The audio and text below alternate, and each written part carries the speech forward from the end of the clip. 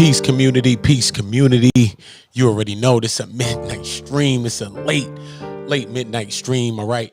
We're going to get into a dope one, man, from Chris Logic. Shout out to Chris Logic. We're going to break this down a little bit. A Latina talks about how she feels about black men. Wow, we got a black man. I think this is supposed to be a black man, and how he's talking about black women and how black women can't compare to a pretty white woman. And if you're a dark-skinned woman, you know, you might grow old looking beautiful, but you can't compare to a pretty white woman, or you can't compare to an exotical. This is his words. He said an exotical. So that's probably those light-skinned women that they push like in videos and stuff like that. So I'm guessing that's the kind of women that he's talking about, like exoticals and things like that. All right. So we're going to get into the Latina, and then we're going to go back in time, and then we're going to get into that. So let's check this out and see what this is about.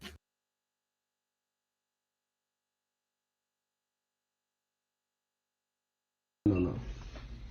What? I don't like that. I don't like that, Amy. You don't like what? I don't like the fact that you're against dark-skinned people. No one's against them. You don't like dark-skinned guys. You're not attracted to them.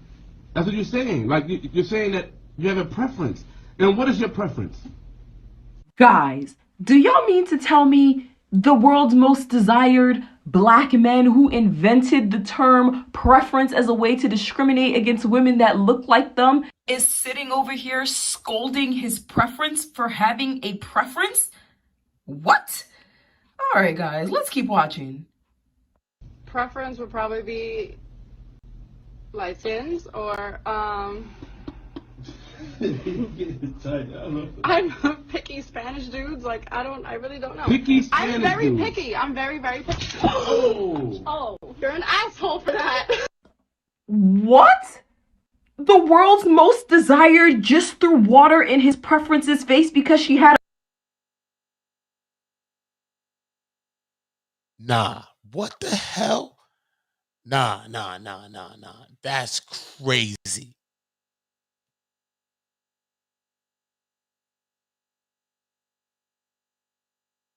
He threw water or something on her? Yo, that's crazy. Yo, that is crazy.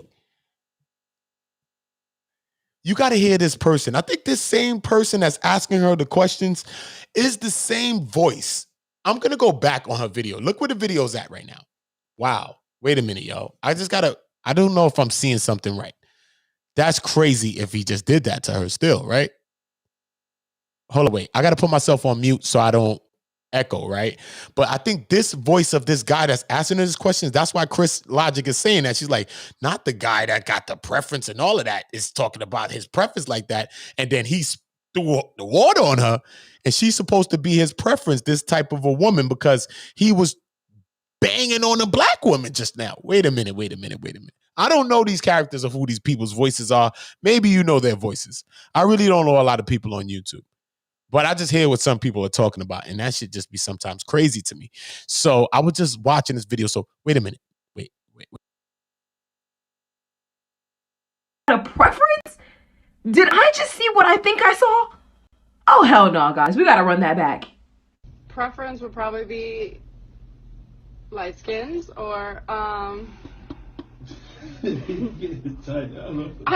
picky Spanish dudes. Like I really don't know. Picky Spanish I'm very dudes. picky. I'm very picky. Oh. You're an asshole for that. Cool You're an down. asshole. Oh. Because no, I have to cool you down. Do you hear yourself? Yes, I Do you needed hear that. yourself? Thanks, I needed that. Do you hear cool down?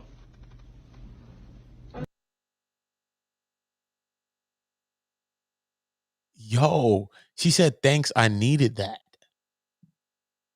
Wow. This is not why I came into this video for. I came into this video based on this whole conversation that they were having, right? I didn't even get to that part. Wow. I got to go back in this video. This voice who just did that. Wait a minute. Let me see if this is the same person. We heard his voice. Let's listen to his voice right now to make sure that he's the same person. Wait. Because he's asking questions. Let's go back a little bit.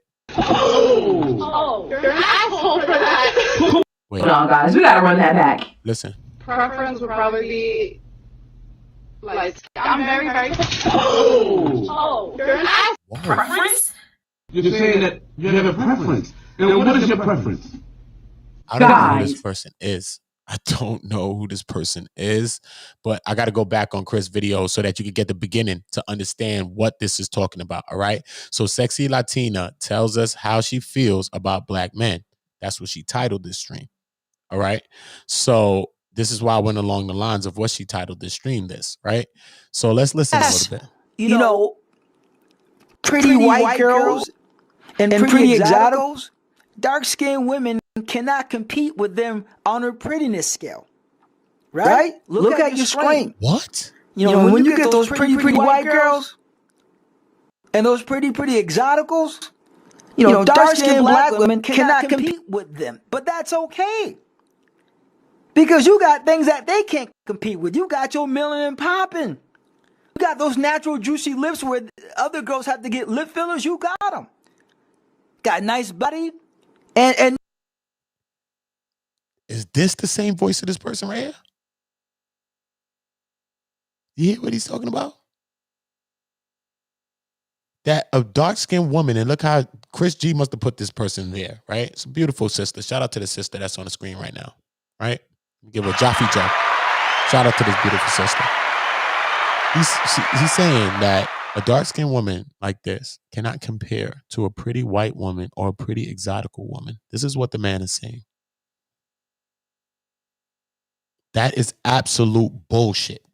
Oh no, you can't be serious. That is some bullshit right there. That is absolute bullshit.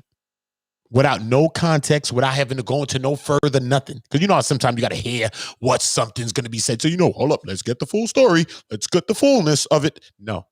Already. To even when you hear people talk like this, you got to get into their history. You got to get into their background. You got to get into their mother, their relationship with their parents and all types of shit. You got to go back when you're dealing with people that speak in certain ways. You hearing years and years of trauma coming across. Because that shit sound crazy. I'm going to play now. And the fuckery continues. nobody can match a dark-skinned black woman's personality, her swag, right? And like I said earlier, you're going to age well. So you got a lot of things going for you. But do not compare. See, dark-skinned black women make the mistake of comparing themselves to really pretty white girls and comparing themselves to really pretty exoticals. That's a big mistake. That's a big mistake because you're not going to out-pretty a pretty white girl and a pretty exotical. And that's okay. Stay in.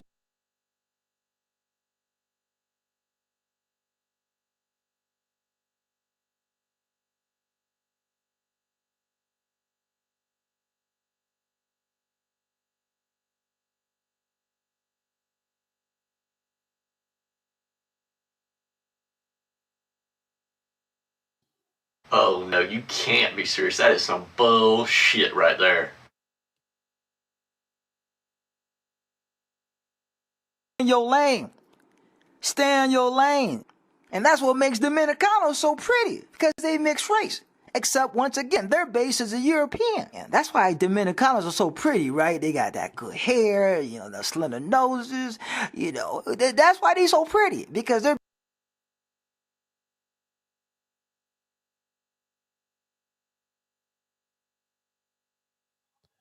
So you mean to tell me black women are not pretty like that and they don't have the same things?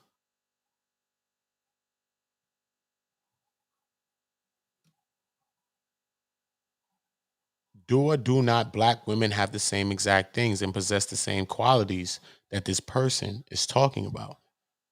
I don't understand. My family's from the islands. They're black people too, right? Everybody's black, right? Some of my family looks straight like Pocahontas. Are they not black? Yes, they're black still. So what happened?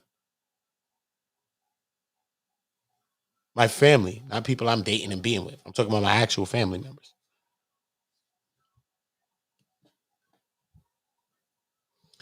I think that this shit is just crazy when we hear our people talking like that. Imagine this stigma, this shit that they're trying to put into people's minds. Because, you know, not just to the adults, because this shit beats down an adult woman. Start thinking about those things, and those things start to play on her psyche. Imagine what it do to children, though, who are trying to find themselves and discover who they are in a world that sometimes distorts that.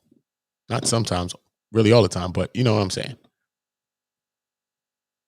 So how do our children, our daughters, I don't have daughters, but you know, when I do, how do our daughters find themselves, find their self-worth? And if this person has a daughter, how do they go about teaching their daughter that, especially if their daughter is one of these dark-skinned girls that he's talking about? You know, does he go to his daughter and say, you know, you can be like this, but look, you're gonna get old, you're gonna have them lips, the melanin popping and stuff, but you'll never be as pretty as a pretty white girl or pretty exotical. Because you see those Dominican girls though, they got the slender noses and stuff like that. They got the hair, they got all those things, but you can never be that. So don't even try to compare because you can't compare. This is what that person just said. So that's how that conversation goes when you talk to your daughter. Because you can't have a one-sided conversation, right? Especially if your daughter's a black person. How do you go about saying that to every other woman, but then look at a couple of women in your family and say, you know what? Everyone but you. No. We talking about everybody, but we ain't talking about you. Not you, mom. You dark skin, mom, not you. Not you, mommy.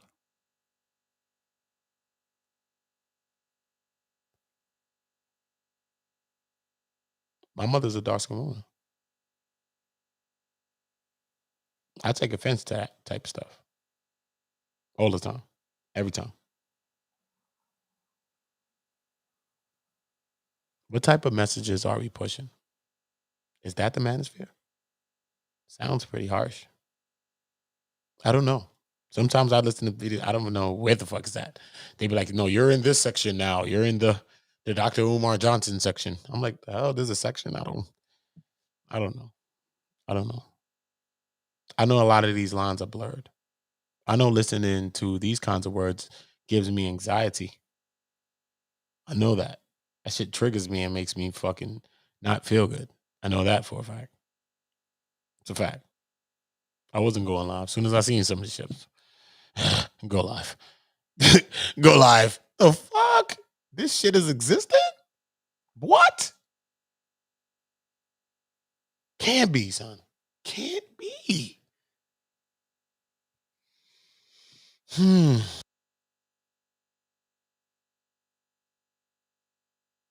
Base of the European.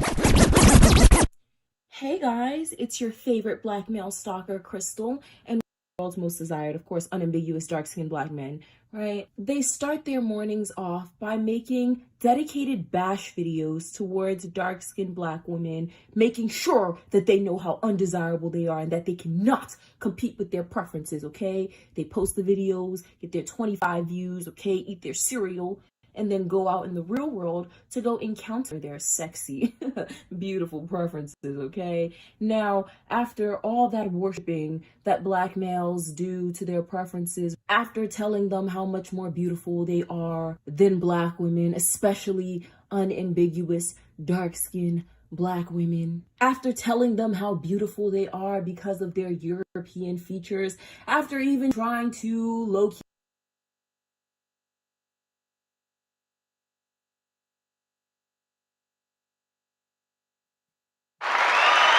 Stop playing me, man. It's a beautiful sister, man. What the fuck's wrong with y'all? Y'all crazy out here, some shit?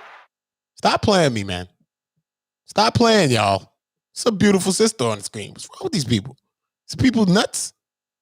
Come on, man. Stop the separation bullshit, man. Stop now. Come on, y'all. Cut the shit.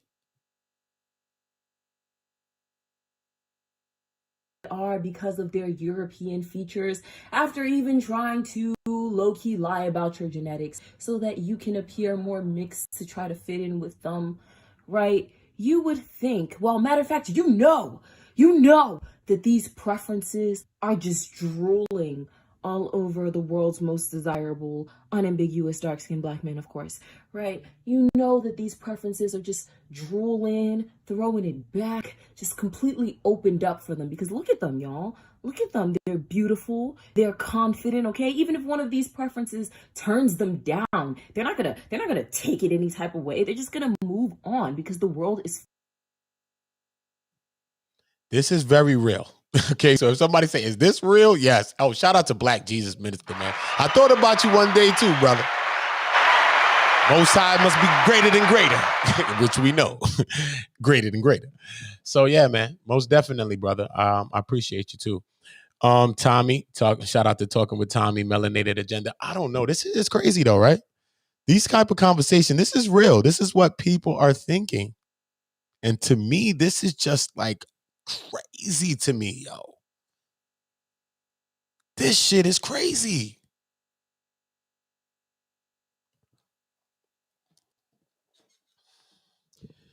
How do we fix this though? How do we fix this? You know, that's where I'll be at with it. Not just sitting here talking about it, because it gives me anxiety to even think about certain shit. It's the reasons why I left selling drugs and doing certain shit, because it's just certain things that come with it.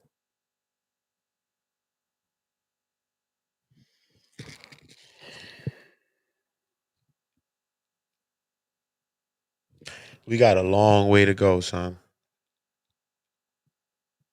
We got a very, very, very long way to go. And that shit is sad. And that shit is sad because we got to deal with conversations that are not really even conversations. You know what I mean? We got other people over here talking about, yo, how you feel about dark-skinned women? You prefer dark-skinned women? Like, what the fuck? Why is that even a conversation?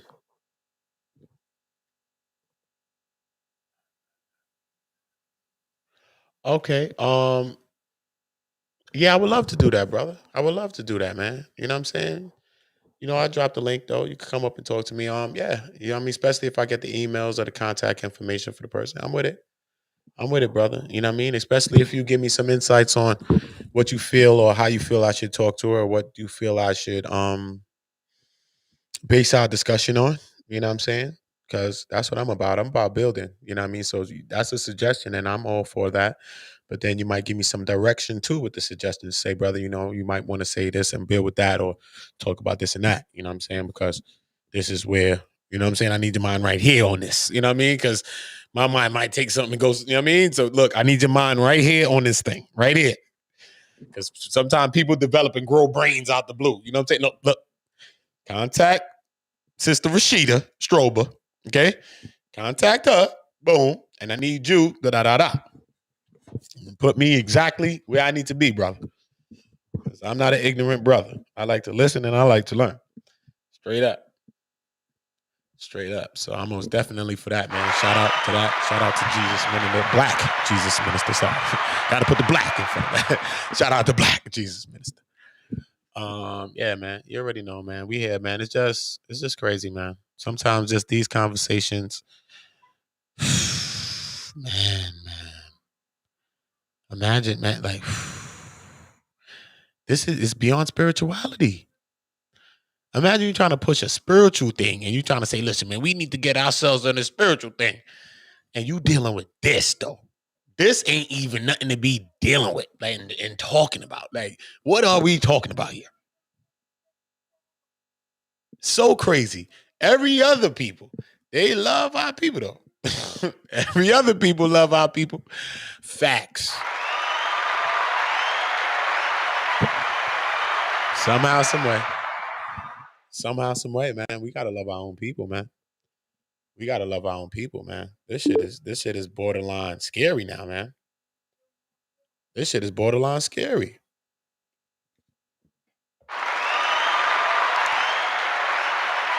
Black Jesus Minister, what's going on, my brother?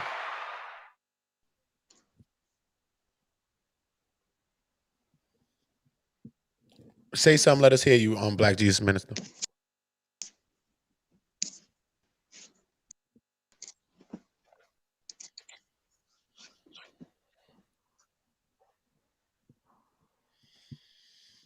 Mm-mm-mm. These things.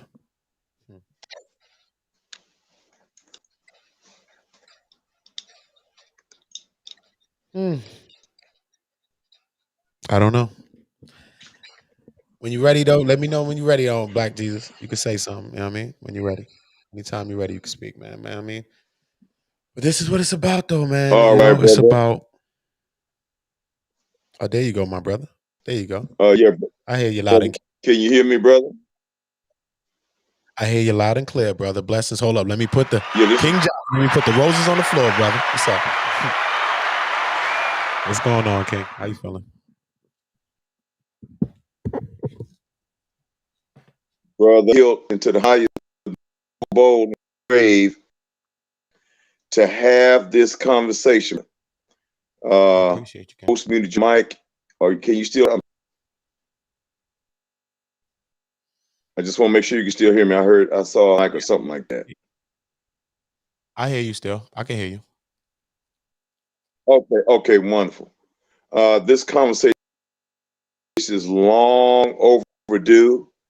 And this is a conversation that black men have with black men about the sickness, the generational sick colorism, brothers and sisters, that has infested our people physically, mentally, and genetically and socially, to where we literally pass on this sickness that was taught to us by our slave masters and colonial slave masters in Africa, here in America, and all over the world, bro.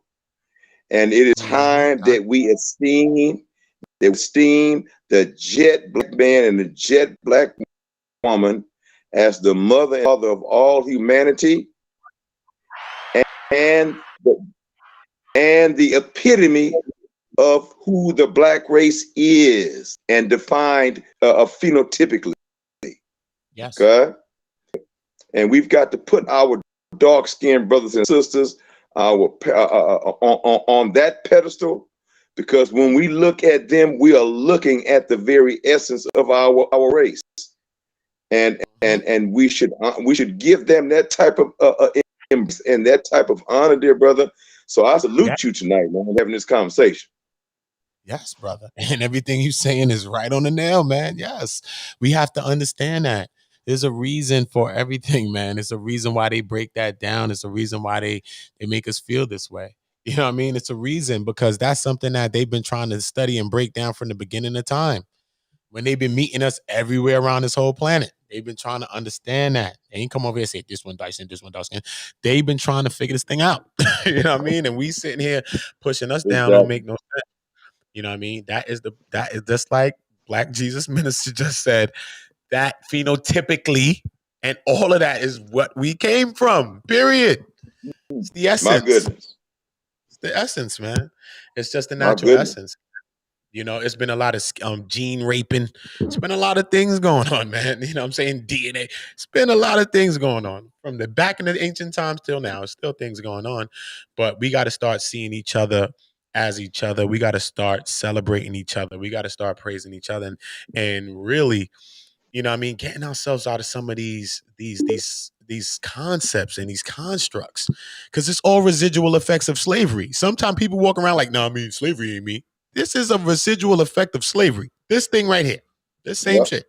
Yep. It's all European concept, construct, separate us. Same thing. Shout out to Mother with the Wisdom joining us live too. King Joffrey. How you feeling, Mother with the Wisdom? How you feeling, Queen? I'm blessed, and I'm glad this conversation is happening. Yeah, because it's, this is my daughter. I've dealt with this issue my whole life. I haven't been black enough to be black. I haven't been light-skinned enough. I haven't been Native American enough to be Native American, half-breed, mutt, whatever.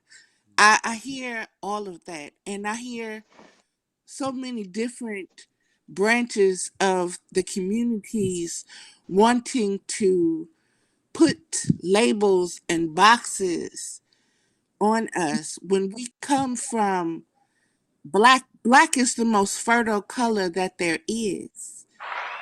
Black, when you understand what the earth, the richness of the earth, that the blacker the dirt, the more fertile it is. The blacker the color, the more richer it is. And when you understand that that is the essence from which you came, when you have people trying to they want to separate you. When you understand what Willie Lynch, that manifesto of what Willie Lynch is, that is still affecting us today.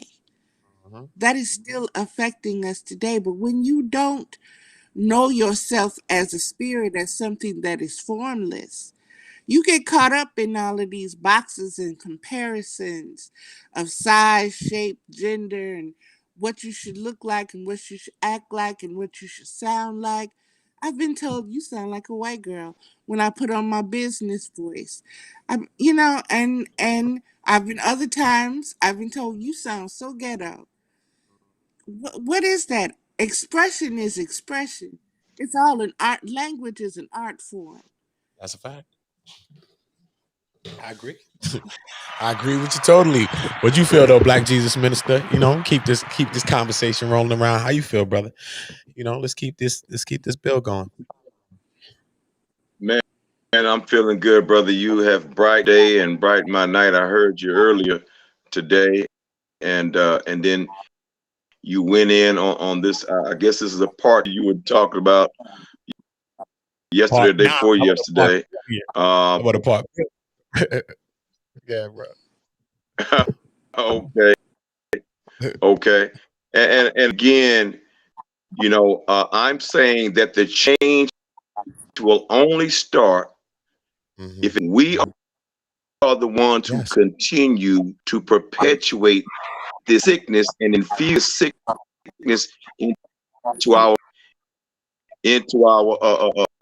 children, especially our daughters. As you was just talking, how was your daughter if you heard you say some of the colorism goofy stuff that you say? And this stuff is not really just, in your mind, it's not take time to sit back and really think about it. It is insane and goofy because you don't know what you're going to turn out or your children are going to turn out. And we literally have in our family, I've heard this same sick paradigm in other races of dark, where the darker is treated better than the child. And this marks these type of treatment marks your children for the rest of their life. As a matter of fact, I remember a brother, Michael Eric Dyson. Are you familiar with Michael Eric Dyson? Yes. I'm very familiar with Michael Dyson. Yes. Brilliant guy. Yeah. And brother Michael Dyson shared a family dynamic that went on in his household between him and his brother. And those of you who know Michael Eric, he's a light-skinned brother, and his brother is dark-skinned. And I don't know if he's gotten out of prison, but he's been in prison for the majority of his life, from what I understand. And Eric Dyson, we all know that he's a famed speaker, highlighted and all that. And he said, when he was being honest and said, when I look back and think how it is that my brother and I took two widely different paths, he recalled that his parents was always giving him adulation and praise, while his brother was getting the opposite. He said that it was because his brother was dark-skinned and he was light-skinned. And surely because of the family dynamic of the parents treating him different than his dark-skinned, same brother, same mama, same daddy. This he came to the conclusion that this is why he ended up in prison. And these type of dynamics go on in families all day, every day. I've heard these stories. I live in the South, and this is very pervasive in the South, and particularly New Orleans, Louisiana. Okay? And I love it. And my grandparents on both sides is from Louisiana. Okay. But it's all over the world. It's all over the United States, but very, very strong in the South. And it needs to be called out. Yeah. We men got to call this mess. Yes, and that's why we got to get together and we got to stay together, brother. Because you know what, we got to get more divine masculinity where brothers could talk to brothers. You know what I'm saying, son? Because I come from a community like that growing up and stuff like that with older brothers, and even in my community when I was going to stream certain times and I was doing things, brothers come to me like, "Nah, listen, bro," you know what I mean? And people talk to you, and I ain't take it like, "Yo, he trying to play me." No, I thought of it like, you know what I mean? Each person trying to pull me up on something, put me on game. I looked at it like that. You know what I'm saying? But sometimes when you tell a person something, it's like we can't even talk to brothers, man, without it going to a fight or we trying to kill each other. Because I'm just telling you, damn, man, you know what I mean? Just chill a little bit right there, bro. And we need to be able to talk to brothers. But what is going to happen with is brothers like us coming together, brothers that supporting the women, lifting up the women, you know what I'm saying? Not bashing down the women, standing side by side with our women, man. This is what we doing. You know what I mean? We ain't pushing the women to the back. Yo, go to the closet. Some people, this guy came on here talking about the women, they ain't supposed to be on the battlefield. We don't know what a woman supposed to do. She gonna do whatever she doing. But we need to worry about what we doing right now. That's what I'm talking about. You know what I mean? Because there's many women in the history that was getting it in too. So we ain't gonna knock them and say that they just put in the corner and could do this and do that. Nah, man, listen, because a lot of our women is damn near the backbone of a lot of these families right now and keeping it going on. So you can't say and limit what a woman is. We can't limit what a man is or what we need to do. We can't even limit what our children are. Our children are great, doing great things even beyond what we could even think. Like we can't even limit them. So how can I limit a woman or limit a man? It just don't make sense. It just don't make sense, man. To me, it just don't make sense. That's why I feel that, you know, I think everybody should keep their doctrines. I think everybody, because I see that, and you know what I mean? I even watched you, you know what I mean, talking, you know what I mean, even on side and all type of thing for many years. I always watch when you come on. I always love when you come on. Exactly. Right? But a lot of times when we talking about like, because I know a lot about ways of life and religion and a lot of stuff, you know what I mean? But I be feeling like when we get into these religious debates or these debates on ways of life, we still miss the commonalities that we all share in each other. You know what I'm saying? So like, I think like we need to have a way of the way we need to move our people that is colors, us, you know what I'm saying? How we need to be taking care of each other, how we need to be, you know, standing up for certain things, speaking out. What we need to learn to do is speak out. This is one of the critical things about us is that we don't speak out against things. We don't speak out against abuse. We don't speak out against stuff because that's another form of slavery, and the residual effect of it is that we side with our abusers, you know, snitching, we ain't saying shit and all this other stuff. You know what I mean? Like we got to start speaking out about stuff. A lot of these things that's affecting us, they're also affecting us in our houses, in our families. We got these pedophiles, we got these molesters, we got all type of stuff like that. Our children are not safe. I just did a stream on autism and the autistic spectrum disorder. So since I've been covering things like Brother Polite, Dr. York, mad stuff like this, even I'm going to go through some people that's in my family that I deemed as pedophiles and molesters. They got to get up out of here too. So it's real. This is a real thing for me. You know what I mean? So some of my family will not be my family anymore. And that's what will be of this. But who cares? You know what I mean? Because when we standing on it, we standing on it. And you know what I mean? It's not just an internet thing. This is something that we have to start standing on. We have to protect our children, right? And to protect our children, we got to protect our women too, right? The women and the children must feel safe in the kingdom. If the women and the children are not safe, that means that we are not safe. Simple. We have to create a safe environment for ourselves. And with that comes accountability. You know, I think that we all need, as colored people, as whatever you want to say, melanated, black people, so-called, this, that, anything you want to name, whatever that identification is, but you know who we are. I think that we need a universal way of how we carry ourselves for men, women, and children. Whatever we want to call it, we could call it. Yeah, I think that we could suggest some laws from doctrines that we deem as real things, like thou should not kill, you should not covet your wife, the neighbor's wife, and things like that, because we don't need that. Because if we're going to get together as a group, we don't need nobody coveting and doing all these types of stuff. We don't need certain things, you know what I mean? So other people from certain things, we might could put some things up on the board, But certain how we carrying ourselves, man, the pants up, this, that, you know what I mean? How when we talking to women, not coming across over sexualized, even though sometimes the women may be that way, us coming across as men different, portraying another image. You know what I'm saying? Just some difference. Just, I don't know. To me, I don't know, because I don't know where to start. But I'm trying to do something like that, man, where even when we meet people, we need to give each other at least a one grace period of friction. You know what I'm saying? Because sometimes we vibrate on high levels like that, and sometimes we kick off with each other. You know what I mean? Sometimes we kick off with each other. You know what I mean? But sometimes some of the greatest friendships come through that too. Like, yo, damn, I ain't even like you. I ain't even like your ass either. Next thing you know, y'all best friends can't even, can't even separate. You see what I'm saying? So we like that sometimes. And sometimes you get with a person, they be like, damn, that's crazy, yo. We had similar backgrounds, similar lifestyle, similar all that shit. Damn, yo, you was hit by a car too. It's crazy. So you see sometimes why you was even attracting but repelling from each other. You know what I mean? But I know that, as black men, you know what I mean? It hurts to hear a black man talk about black women as like that. Like we hearing on the stream that I'm playing. If you a black woman, you a dark-skinned woman, you gonna have the melanin popping and shit. But, you can't compare to a pretty white woman. Like, it's okay, don't try. What? What fucking year is that voice in?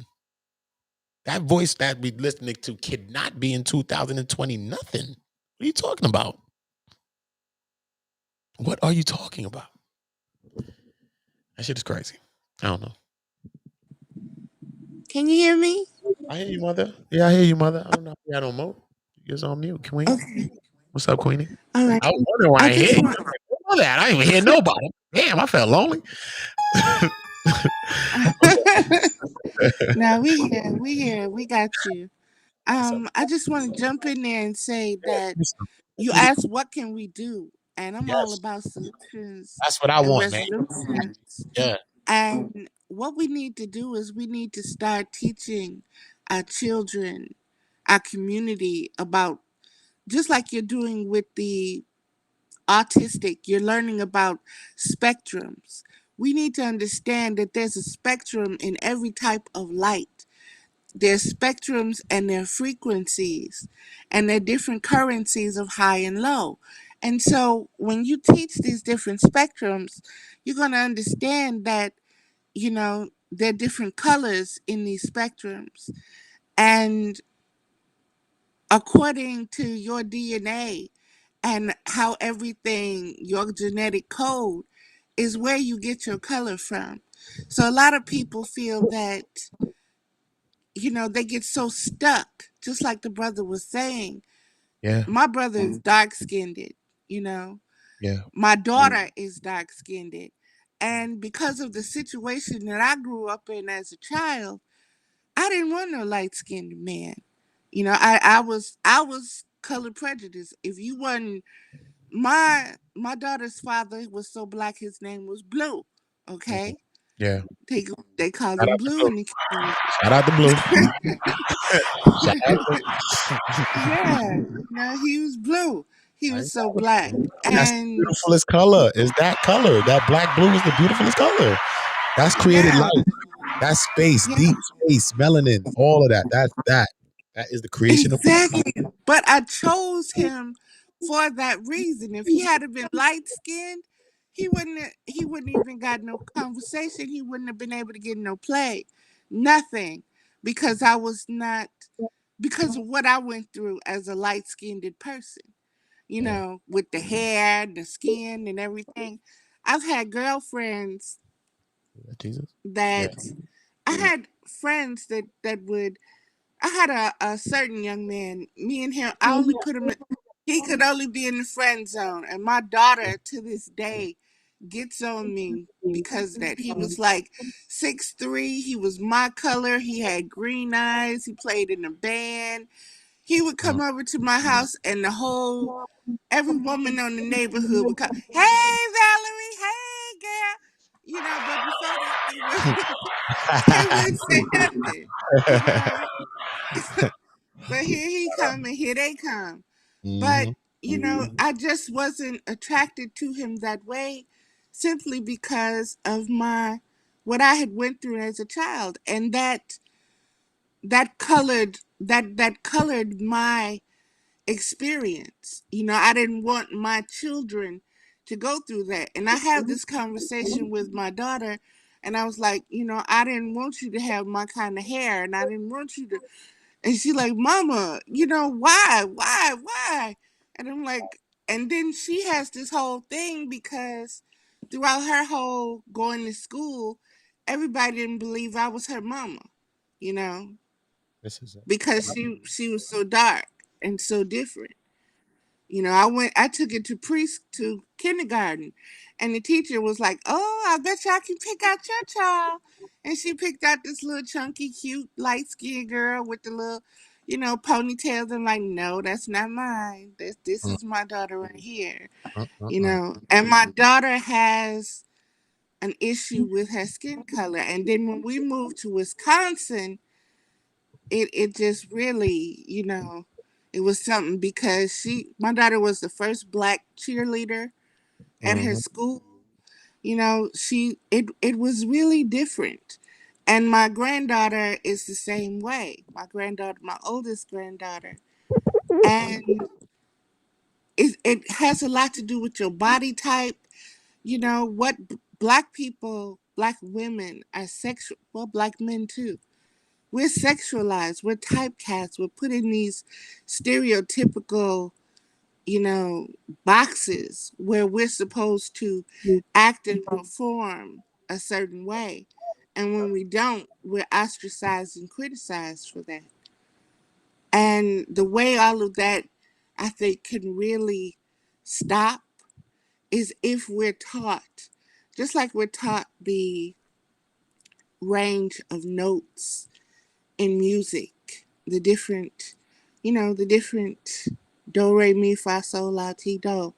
Those are different ranges. Those are different colors. Those are different spectrums. I really believe we need to focus on, instead of the extremes, the two opposites, the polarities, the whole range, and understand that it's within the whole range that's beautiful. You can't put one being more, there's no competition. It's all beautiful. It is. Like Jesus, what you got to say, my brother? Glad you back on there. Looking like you got some better service going on. What's up, brother?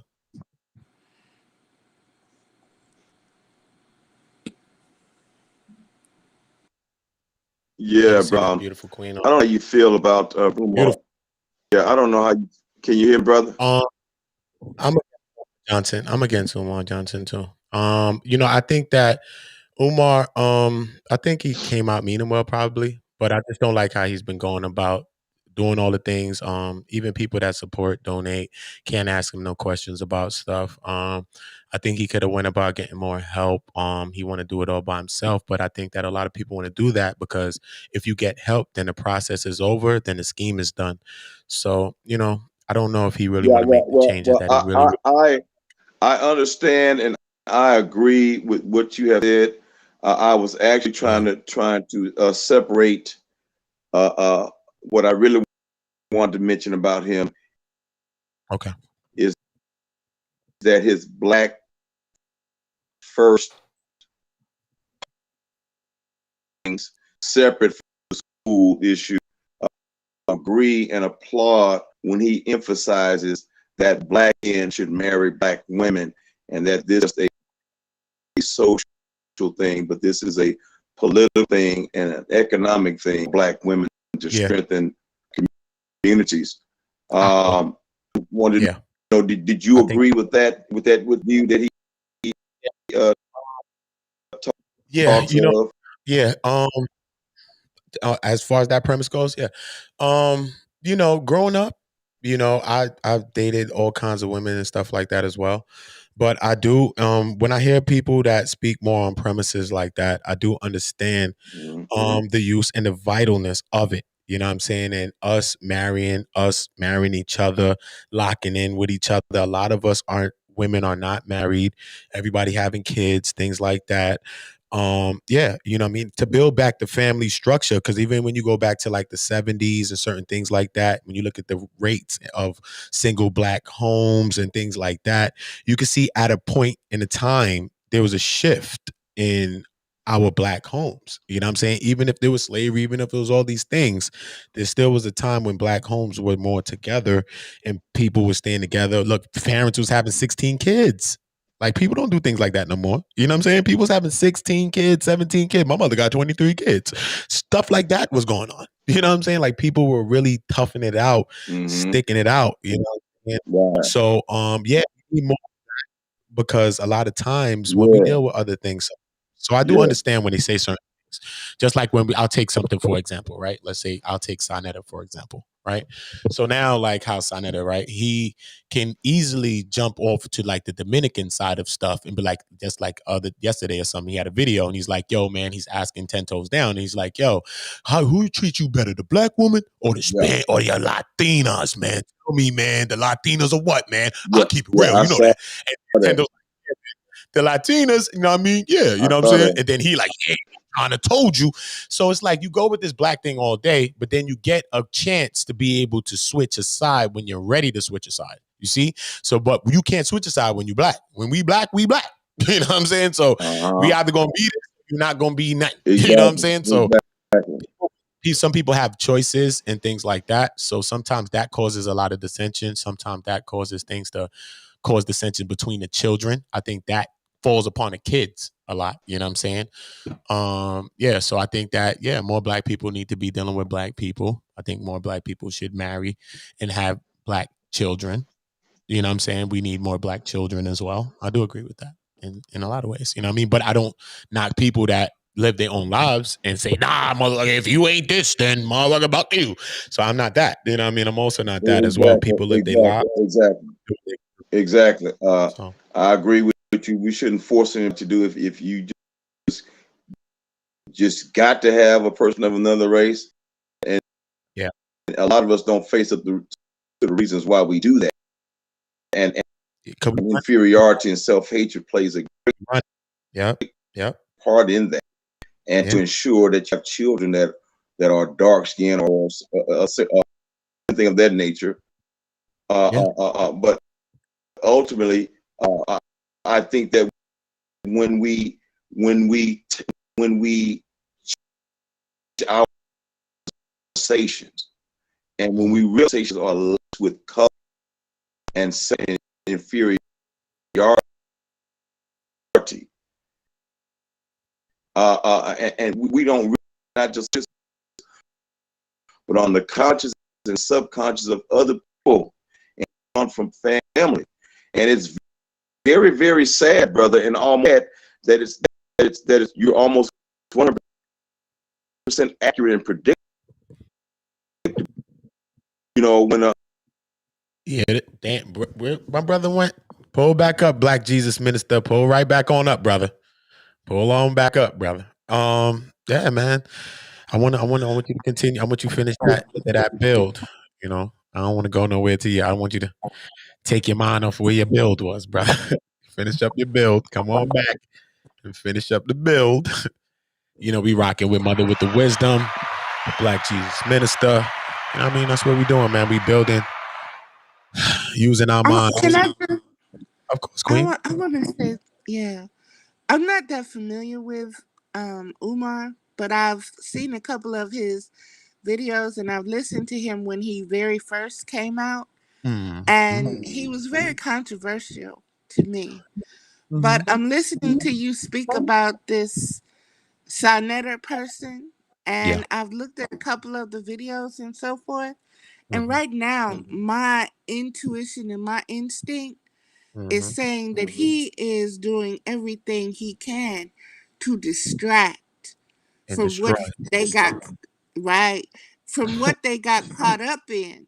And so anything he can put out there that's going to cause distraction and cause more division, that's what's going to happen. And if we don't stay focused on where we have this kind of energy and this kind of frequency nailed down, then we're going to it's going to slip away because it's very cunning. Mm-hmm. And so we have to really, because they're going to squirm and they're going to wiggle and they're going to try to redirect and they're going to try to go this way and they're going to throw this in there and throw anything to get you off of their neck from where you didn't caught them doing red-handed, and they can't come up with nothing. They can't come up with a lie. They can't do nothing. And so they ain't going to do nothing but throw up BS to distract and to destroy. So when they be coming up with this about the skin color of women and so forth and so on, you got to understand they're getting away from the pedophilia that was going on. They're getting away from the pimping of the conscious. There were wolves in sheep clothing amongst the conscious community, Mm-hmm. you know, and they were fleecing them. They were taking advantage of someone's spiritual hunger and spiritual thirst, and they were exploiting them and turning them out. And when you mentioned earlier about the Dr. York and all of this, you got to look at the root of all of this. And you mentioned the 60s and 70s. That's Mm-hmm. child trafficking and sex trafficking. And Mm-hmm. that's the whole Willie Lynch thing. So you got to understand that these are gatekeepers and that they may be the same color as you, or they may be with you in your community, but they are not your family. They are not your kin. I agree, Queen. Every what they say, every skin folk and kin folk. What you were saying, I don't want to forget what you was building on, Black Jesus Minister. Plus, you got some green balls. Come on, get it to me. You got some green balls, brother. All right. Well, I was just saying that it starts with us men and being honest that we're the ones who are making our women feel so inferior that we are our hatred toward ourselves and our women, which comes from slavery, colonialism, is fueling the fake hair industry.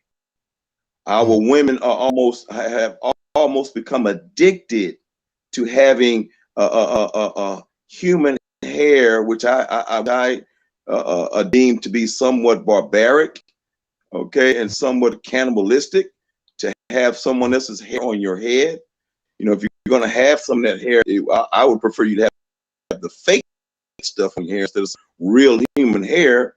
Now, I understand the issues that some people may have, but our women are literally addicted to a fake hair because we men have a sick, demented desire of supreme beauty that media has taught us, and that white people have taught us, and other races of people have taught us, and that we can teach ourselves without anyone saying a word to us, that white skin, light skin, brown skin, good hair is superior to dark skin, inferiority, and self-hatred, and both of those are lies.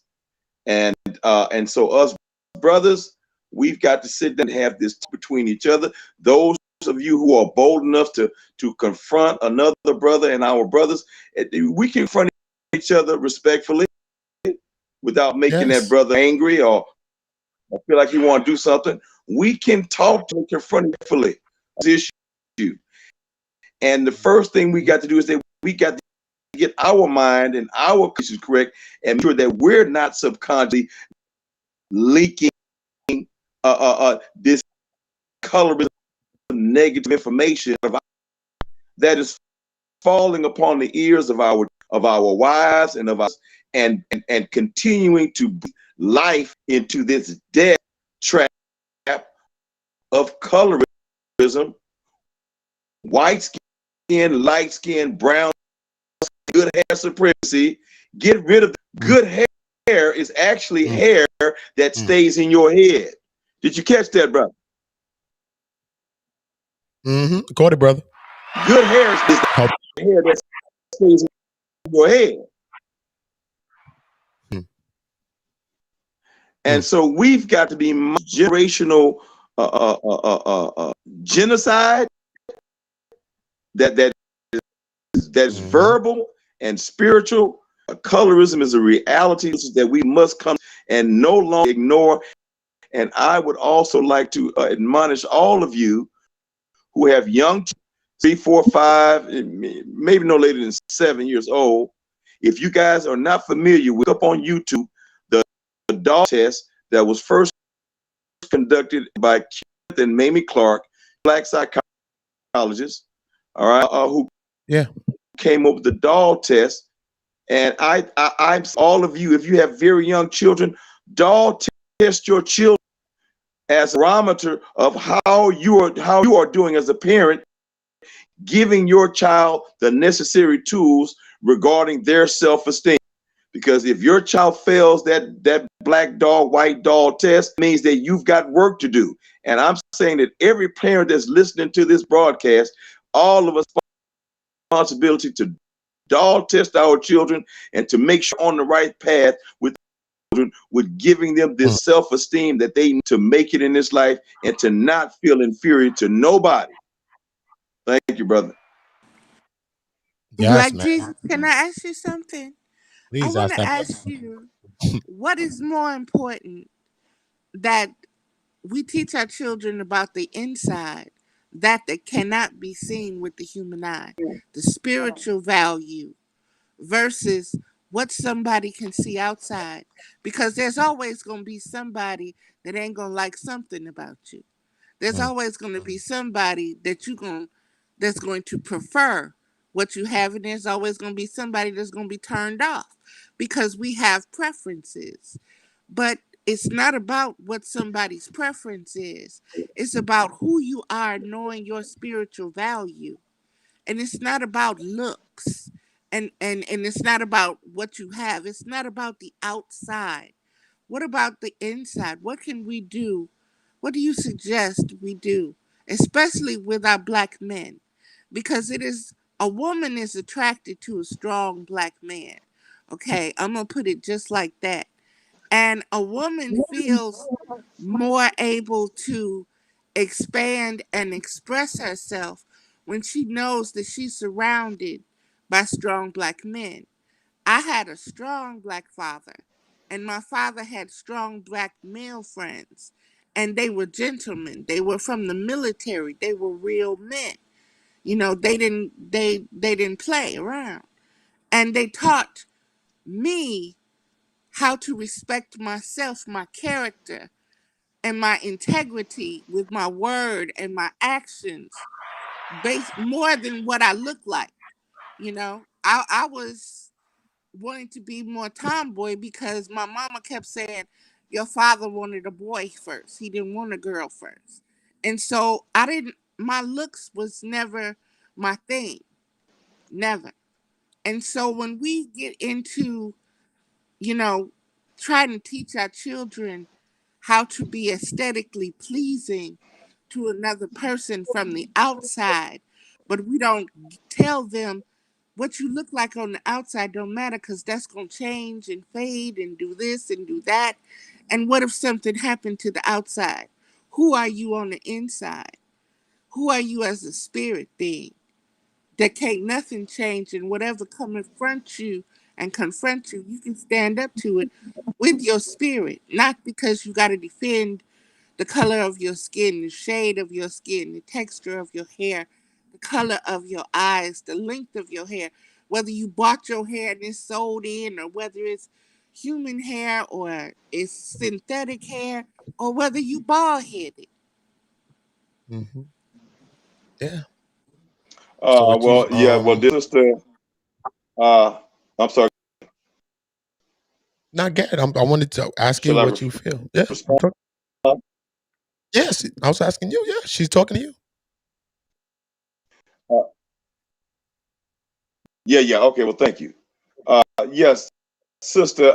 As far as certain and black women, black men in particular, our preference dipped in the poor colorism. Okay, this is a fact. So trying to ignore this fact is not going to solve a real problem.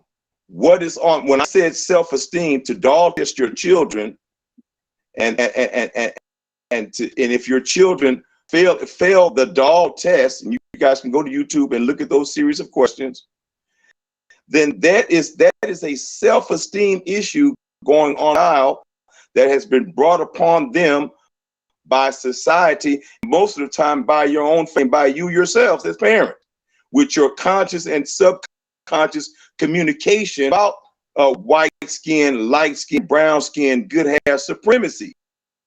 And you're that.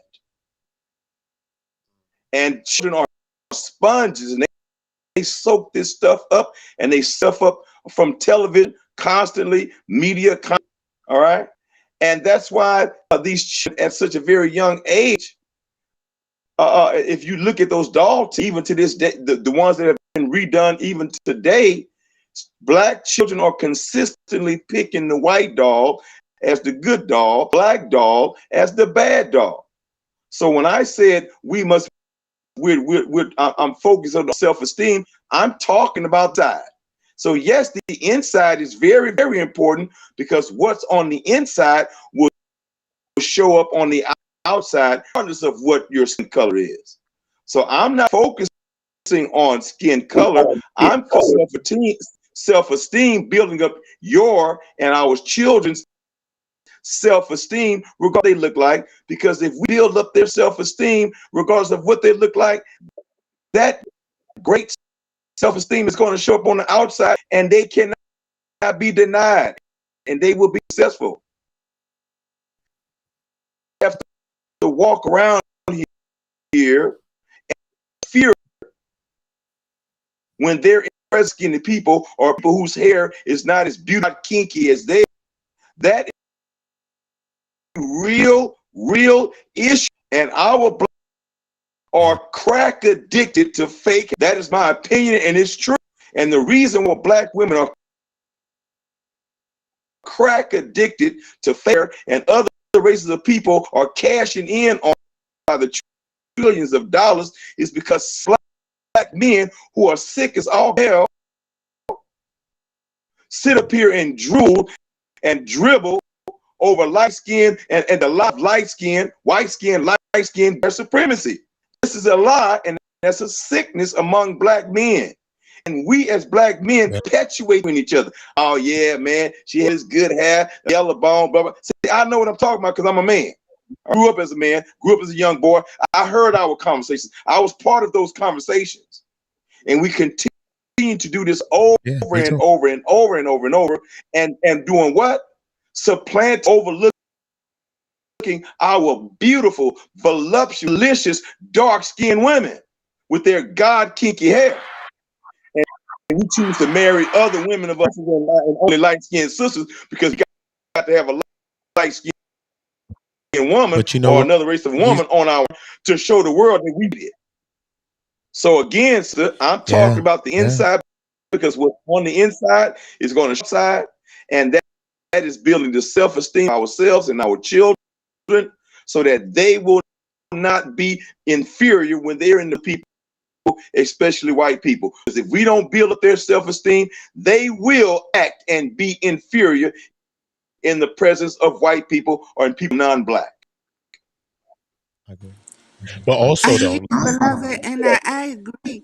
I agree with what you're saying, but you're still on the physical level of that, of what can be seen. Sometimes these people got to hold on. I guess where I'm coming at You want from the spiritual is aspect, the right? spirit. Yeah, the spiritual Get it, but look aspect though, of even to see the spiritual aspect, you can't see what you can't see.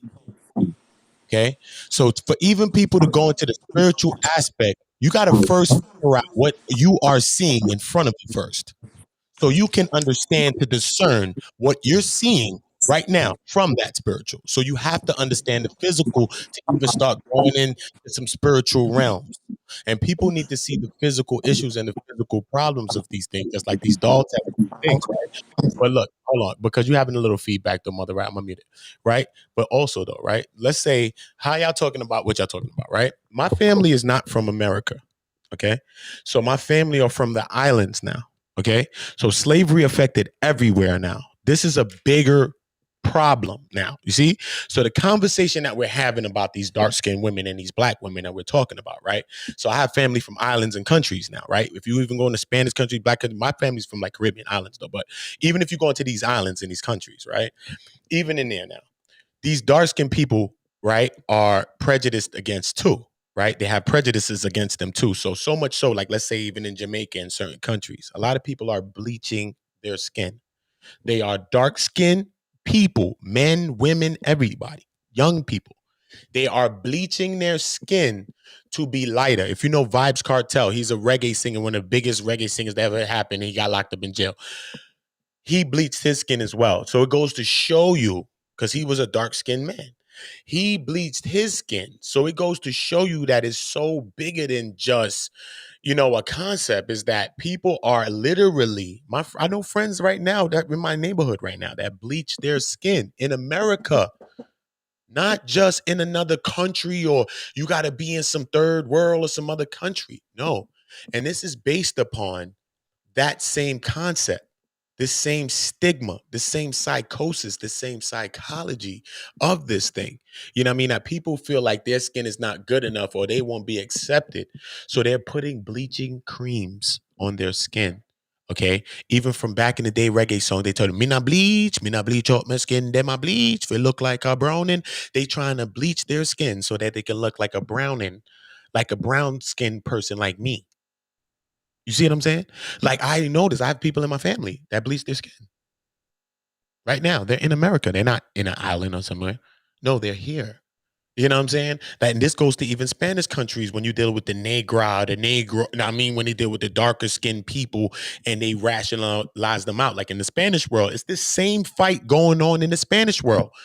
You know what I'm saying? Because it's more Panamanian around me and certain thing like that. Even Dominicans, when you get around like Panamanians and Dominicans, then them people be like dark skinned sometimes.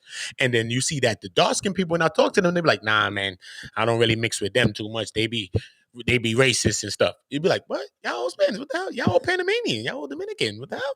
No. You know what I'm saying? So even within there, the same racial divide is there too. The same thing that's happening here is happening in the islands, is happening even in Latin countries where darker skinned Latin people have prejudices against them than lighter skinned Spanish people, darker skinned black people, same thing. This is a prejudice that is not just America, is going far, and people are bleaching their skin because they feel like society will accept them better if they were lighter skinned. When they have the richest skin and all of this other thing, like I just brought up that black woman that I just brought up on the screen before. You know what I'm saying? When you look at her, you know what I'm saying? That is beauty. All I see is beauty when I look at this woman. You know what I'm saying? When you look at this woman right here, I want to go into that doll test though on Black Jesus. We got to go into a little bit of that doll test. So I don't want nobody go look for nothing. We're going to show them, brother. We're going to show them, brother. We ain't got to make them go no. We're going to show them what we're going to show them. You know what I'm saying? But look at this sister right here, man. Come on, man. Y'all can see this on your screen? Is she there? Come on, man. Come on. What are y'all talking about? This is the creation of life. This created all pigments. This pigment created all pigments. Just like out of all colors, black come all colors. Pink, everything coming out of black. Everything come out of that. Black is the fullness of it. You see what I'm saying? Black is the fullness of it. So we got to appreciate this. And just like Black Jesus said, we got to celebrate this. These are the people we're supposed to be celebrating and praising. Shit. This is what it is. And people still got the phenotype still. So you can see that the lineage is still held, even though everybody done mixed up through things. But you can see that some people still maintain, because there's a lot of gene raping, a lot of things like that. Feel me? So we got to understand, you know. Black Jesus having a little service issue, but I do want to play a little bit of this because I got another thing that I'm going into too. I'm going to a big thing with the racial divide because I got a thing that I'm talking about too, but I do want to play a little bit of this doll test because I know a lot about the doll test. And, you know, I like how Black Jesus, you know, brought it up that, you know, everybody should give their kids this same doll test, you know what I mean? So I like that. I really, really like that. Though. I even wrote that down. So I'm going to do a personal stream on this. Even Black Jesus Minister, we could do a good dialogue on this. That's why I told you to email me. I'm going to bring you back in right now, Black Jesus. Hold on. I heard you on the door.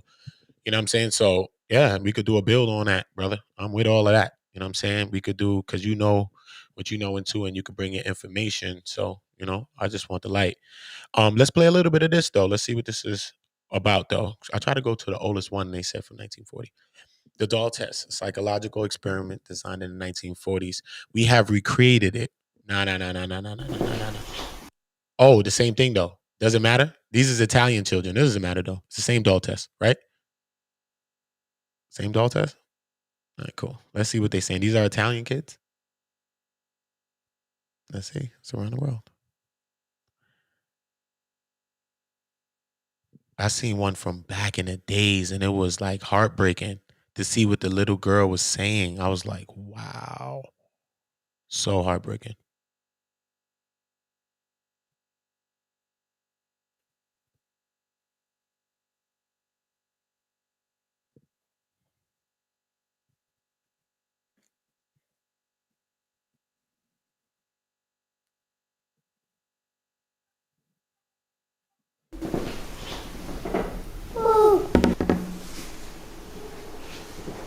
Quale bambola è bianca?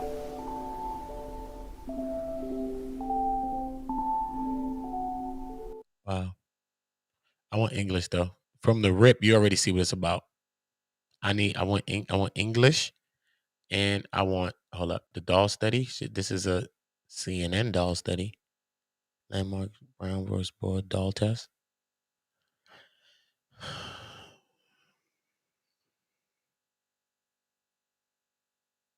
Let's go here. Which doll is the black doll? And which one is the white doll?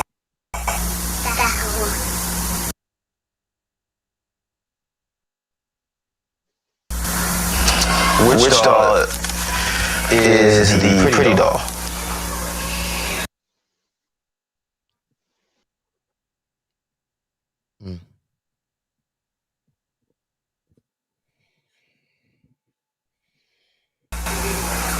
Which doll is the nice doll?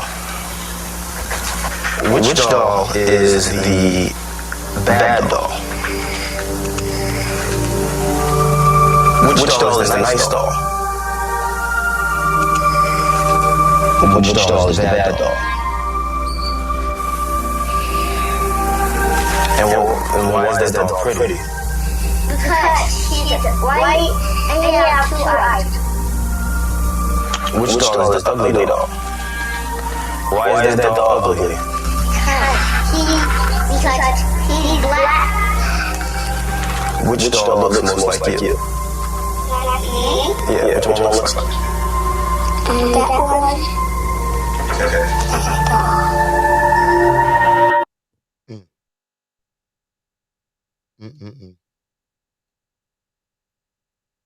You could build, brother, Black Jesus Minister. It's very heartbreaking every time I see the doll test, to think what our children think about themselves. Yeah, because you yeah, see, yeah. I'm trying to. Yeah, like you. Yeah, we can hear you, brother. Do you see how he asked that question at the end? Which one are you? Which one do you look more like? And she said, this one. And that's so sad, man. And she reluctantly did it, you know. Yeah. It felt something when she did that too. So everyday children who have been in societies and our family conversations, sponges at these ages, and in some cases to say that a lot of inferiority comes directly from the family, in the family unit, and mindful of that and the conversation. And when we say certain things, these children, they're smart. They're smart, you know, real quick, man. You know, and yes, indeed. Every time I look at that in any one of those tests that you do, it is very, very, very real. This is why I advocate that today is part of your parenting. When you're at, you must tell your children at certain times, whatever you think is fit, to see how well you are doing, to your child the proper esteem that they need, that's going to carry them for the rest of their life. Because if we do that, some of these children, the majority, will never overcome their insecurities and inferiority.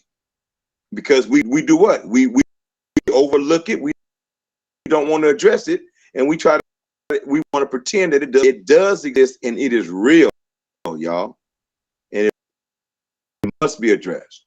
Thank you, brother, for playing that video. Yes, man. I have to go into contexts, man. That's the type of stuff I be on. I want to bring awareness. So I don't like people, when people mention things, I like to bring it up. If I don't know about it, I most definitely bring it up. You know what I mean? So it's about that. You know what I mean? Because we live in a visual world. So as we talking, you know what I mean? We're teaching. You talking, you teaching at the same time, you know? You know what I mean? So, you know, as we live in a visual world, just bringing up different things and giving them the description. Plus, I know a lot about different things, and some things some people don't know. They may never seen that. But even how you brought it up, saying that we should doll test our children, I never really heard that like that, put like that. You know what I'm saying? I don't know if I heard somebody like advocate and say that like that. You know what I mean? Because this is a very critical thing right here.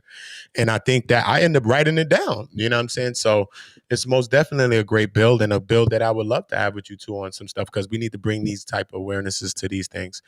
Because we think we're doing great jobs as parents, and not to say that we're not, but it's just good to just see what's the mindset, you know what I mean, of our children, of the people around us sometimes, you know?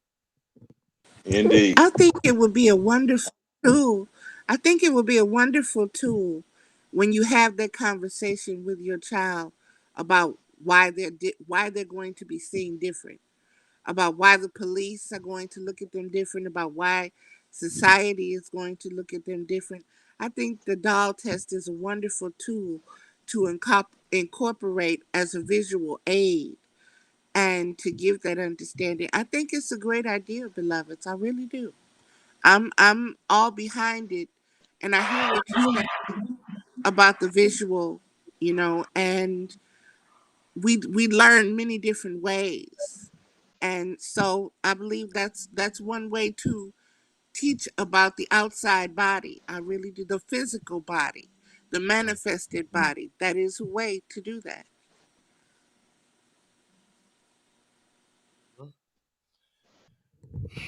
I agree with you, Queen. Indeed, no doubt about that. I know. Do you all know the dark skin activist? Very active for some years about darkism and colorism. I didn't know when you mentioned her. I don't know if she strung a bell, but I Her wanted to name's look her up. And Rashida, dark skin activist. Rashida, what's her last name?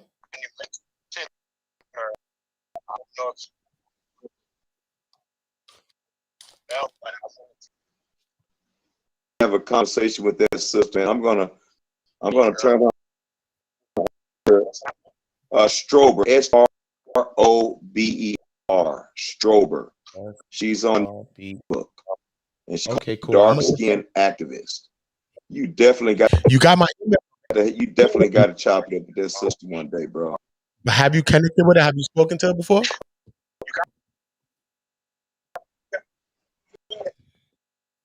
Have you spoken to her, Black Jesus? I don't have you. I'll get it. Come on, Black Jesus. Come on back. Come on back, brother. Come on back. Let's finish up with this Rashida Strober. Let's get with this Rashida Strober. She on Facebook. Hold on. Come on back. Let's finish this up. You know what I mean? Before we close up with this, most definitely I need to lock in this. Yeah, man, let's talk. I want to do that. I want to do that. Let me move this screen share that I got in the back. Hold on. Shout out to everybody rocking with us, man. Waiting for Jesus Minister to pop back up and put the ends on that. On that bill with Rashida Strober. So we can know about that. There you go. Okay, Debo pulled up too. All right, Debo, I'm gonna bring you in, brother. Shout out to Debo on the pull up, on the pop in. Shout out to the brother Debo on the pop in. Hey, yo, am I in? Yeah, you ain't here, brother. Hold on. I just want Black Jesus Minister to come in and finish that bill. Connection keeps going out, in and out every now and then. I think I'm back now. Yeah, you good? Come on, tell me what you're telling me though. Yeah, I was saying that Sister Rashida Strober has been a dark-skinned activist, and she herself is and frequently gives her testimony about how she grew up and how her family affected her being skin and society as a whole. And she has been taking a grand stand on this for quite a few years now. And she's a very talented actress. She puts on one woman short plays and skits across the dealing with the issues of colorism. And you would, brother, if you continue with this conversation, she would be a great asset to have this conversation in the future. But she has some information and some plays of her skits on YouTube, and she can also be contacted on Facebook. That's what. Okay, cool, man. Yeah, I'm gonna look her up. I'm gonna try to contact the queen too, man. She sound amazing. Sound great. That's the type of stuff that we're talking about. I would love to have a dialogue. I would love to have a dialogue, you know, and to build on some stuff that she could enlighten my mind as well as a bunch of our minds on some stuff like this. It's a bunch of echoes. It's all good. Debo, what's up, Debo? What's going on, Debo? Shout out to Debo. It's some echo going around. Oh no, that's Black Jesus. Oh, that's Black Jesus. I don't know what Black Jesus having some service issues. That's why probably because when you having a little service thing, then it probably the echoes in sometimes be coming in. What's going on though, Debo? How you feeling, my brother? I'm straight out. I'll be listening here and there, and from what I can see, you already know how I'm about to come with it. So let me go ahead and come with it. You want to close out, yeah? Yeah, what you saying? So, touching on the point, I think it was Black Jesus who made the point about the wigs and the weave, and you know, y'all talking about the light skin, dark skin thing as well. Mm-hmm. So, when it comes to that, in a certain aspect, it seemed like we as a community are scared, not scared, but reluctant to demonize some of these attributes that we you know, we endear through pretty much just brainwashing and shit over the history, which is them demonizing our attributes. Over the history, they have demonized our attributes: big lips, dark skin, nappy kinky hair, whatever you want to call it. And when you think about it, in order for something to be better than something else, you gotta mute Black Jesus. It's him that's echoing. Yeah, I just muted for a second. Go ahead and talk. So when you're talking about a negative attribute, you have to understand that the only way for something to be negative is for you to deem it negative. So if something is better than something else, that's because you deemed whatever was worse than what was better to be worse. See what I'm saying?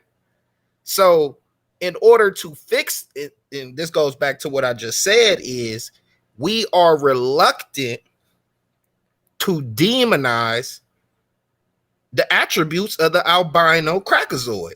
You know what I'm saying? Y'all don't want to say embarrass these people or talk about okay, oh, the straight hair or the light skin, you'll say, you'll say things like, oh, you don't have no negative rhetoric when you're talking about these things.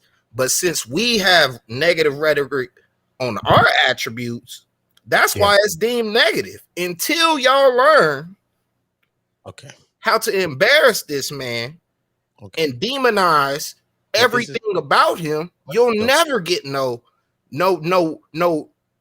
props or no, you ain't gonna never get no better. You're not demonizing his attributes. He's demonizing yours, though. I'm saying, though, listen, people, what I'm saying.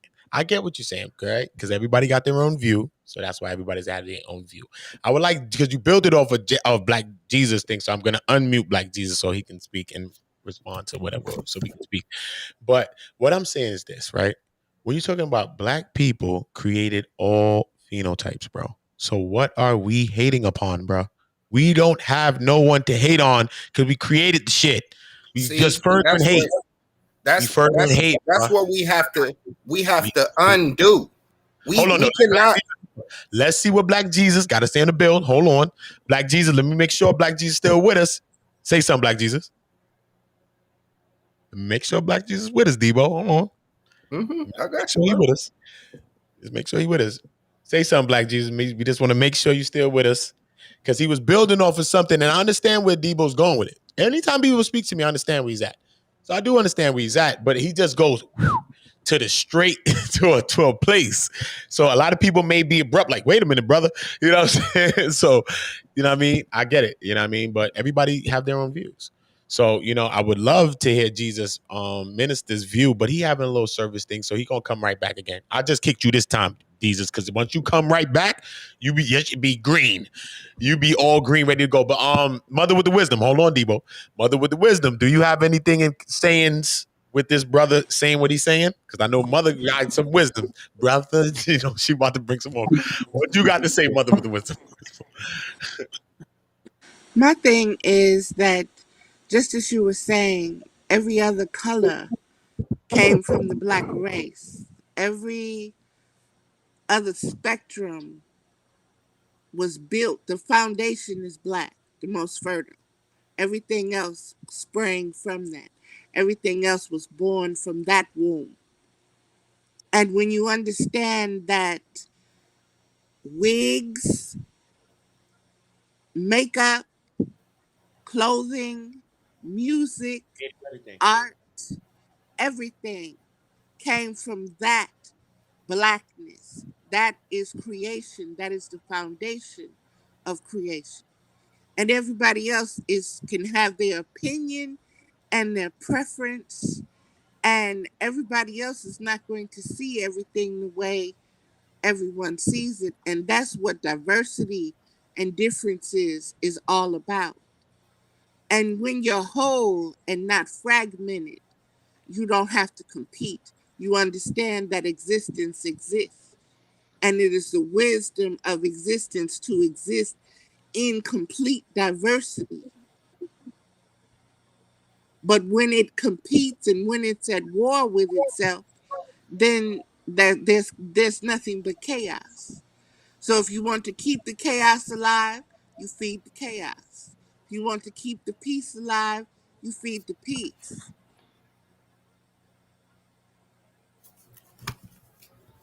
You want me to come in now, bro?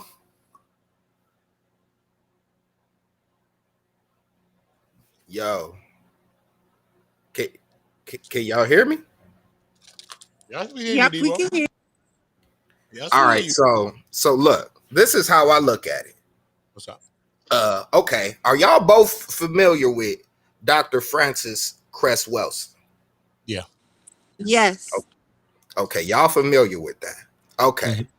So in her teachings, she teaches the psychology behind white people, how they think, why things came to be, and the current social condition of how the world is run.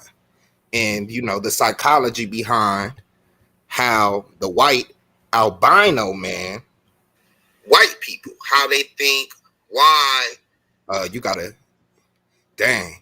Hey Jesus, do your mic work? We trying to get you in here. Yeah, say something, Jesus. You echoing at the same time. I want to hear if we can hear him now. Say something. You're on all green, Black Jesus. So you just got to unmute your mic, brother. You on go. Okay. All right. Yeah, brother. I had to switch devices, so I apologize for going in and out. You did the right thing, kid. Good. Yeah. Well, you know what? I understand what Brother Debo is saying, and like you said, where he's going. Psychological warfare is real. You know what I'm saying? Sticks and stones might hurt your bones, but words will never hurt you. That's not true. That's not true. Children are bullied, and adults are bullied, and sometimes it leads to them committing suicide because they've been bullied with words from other people. So that paradigm is real, and you know, to some degree, we do teach our kids. Somebody hit you, you hit them back. You know, that's physical defense, right? But we also have to teach our children psychological defense and how to defend yourself with your words. So I understand where the brother is going, and I agree to a great extent of what the brother is saying. But of course, it must be done tactful. I don't think it should be, you know, just all out, you know, just verbally slaughtering people, you know. Hold on, stop right there. Yeah. Now expound on that. Why do you think we should not verbally? I mean, it's pretty much telling the truth in the way I would verbally, you know, assault these people. I'm gonna give you some examples of the words I like to use. Part of my language, Uda, even though you know this is just casual talk to me. Because but you have to refrain from certain connotations because it takes away from your premise. All people are going to hear are derogatory words. I don't want people to call people names. Listen, I don't want people to call people names because we have vocabulary, we have intellect, and we know how to talk. We don't have to do that. We don't have to. We can say what we want to say. I don't have to demean people. Like you say, we have to demean them. History does that. When you go back into civilization and see what happened and you say, damn, that's what the fuck they did, then what the fuck? I don't have to do that. If you do the history, you'll see who get demeaned and who don't. I don't have to say nothing. Okay, brother community, where I agree with Brother Debo is, and let me say what I'm really not against you, Debo. What I'm saying is that you and I should not be the first person to strike the first blow. It should be a defensive method. If they insult you first and you're minding your own business, then you got every right to defend yourself physically and verbally against a verbal assault from someone who initiates it. So as long as we're not going around initiating that, you know, we're not mimicking the white supremacy stance that always initiates their supremacy and our inferiority by initiating the conversation by, you know, saying something negative to us. And that's what happens most of the time. So I think we must be prepared to defend ourselves physically and verbally when we are attacked. I can see that, but you see, I can see what Black Jesus is saying. But then with Debo, he will be more direct and more abrupt, offensive about it. Don't even wait to be defensive about it. You have to draw the line off when you take an offensive stance. You're drawing the line. When you take a defensive stance, you're letting them, you know, set the tone, set the pace of how you're going to react. So to even cut that straight off the rip, you know what I'm saying? Don't talk to me. You know what I'm saying? I don't want to associate with you. Anything I do have to say about you is going to be negative straight off the rip because you done did it and it's justified. Y'all done did it to us for so long. How can I feel bad about doing it to you? And then we have to sit here and go through the everyday stereotypes like we talking about with the weaves and the light skin. All that is because they took an offensive stance for such a long time and that we reluctant to do that. I don't know what it is that make y'all be like, oh, watch your mouth, Debo. Take a defensive stance about it. Why? Why should I take a defensive stance about it? Well, you have to understand. Look, Debo, though. Listen what I'm saying. Everything that's created, we created it. Nobody has to stop doing nothing because we created weaves, we created beads, we created dreads, we created all that shit. It's our shit. Everybody could do what the fuck they want to do. But why don't we create our own businesses and support our own shit for once? How about that? See what I'm saying? Mohawks, we created that. All that shit, man. Go back to the tribes. Go look. The Asian eyes, yeah, we created that too. What are you talking about? You could see tribes, man. Ancient civilizations, man. We don't have to go into long talk. History books to show you these things. We don't have to go into arguments about those things. We created everything. People can that's how they want to. Me personally, I disagree with that the white man came from us. I don't believe that, and that's one of the most vicious lies that has been taught to our people, because you have to understand. You got to come up here, Tar. Yeah, you got to step up. You got to understand that they have no attributes that align with us. They don't have we have albinos. We have our own white people. We create white people, but we don't create them. We don't create them type of white people.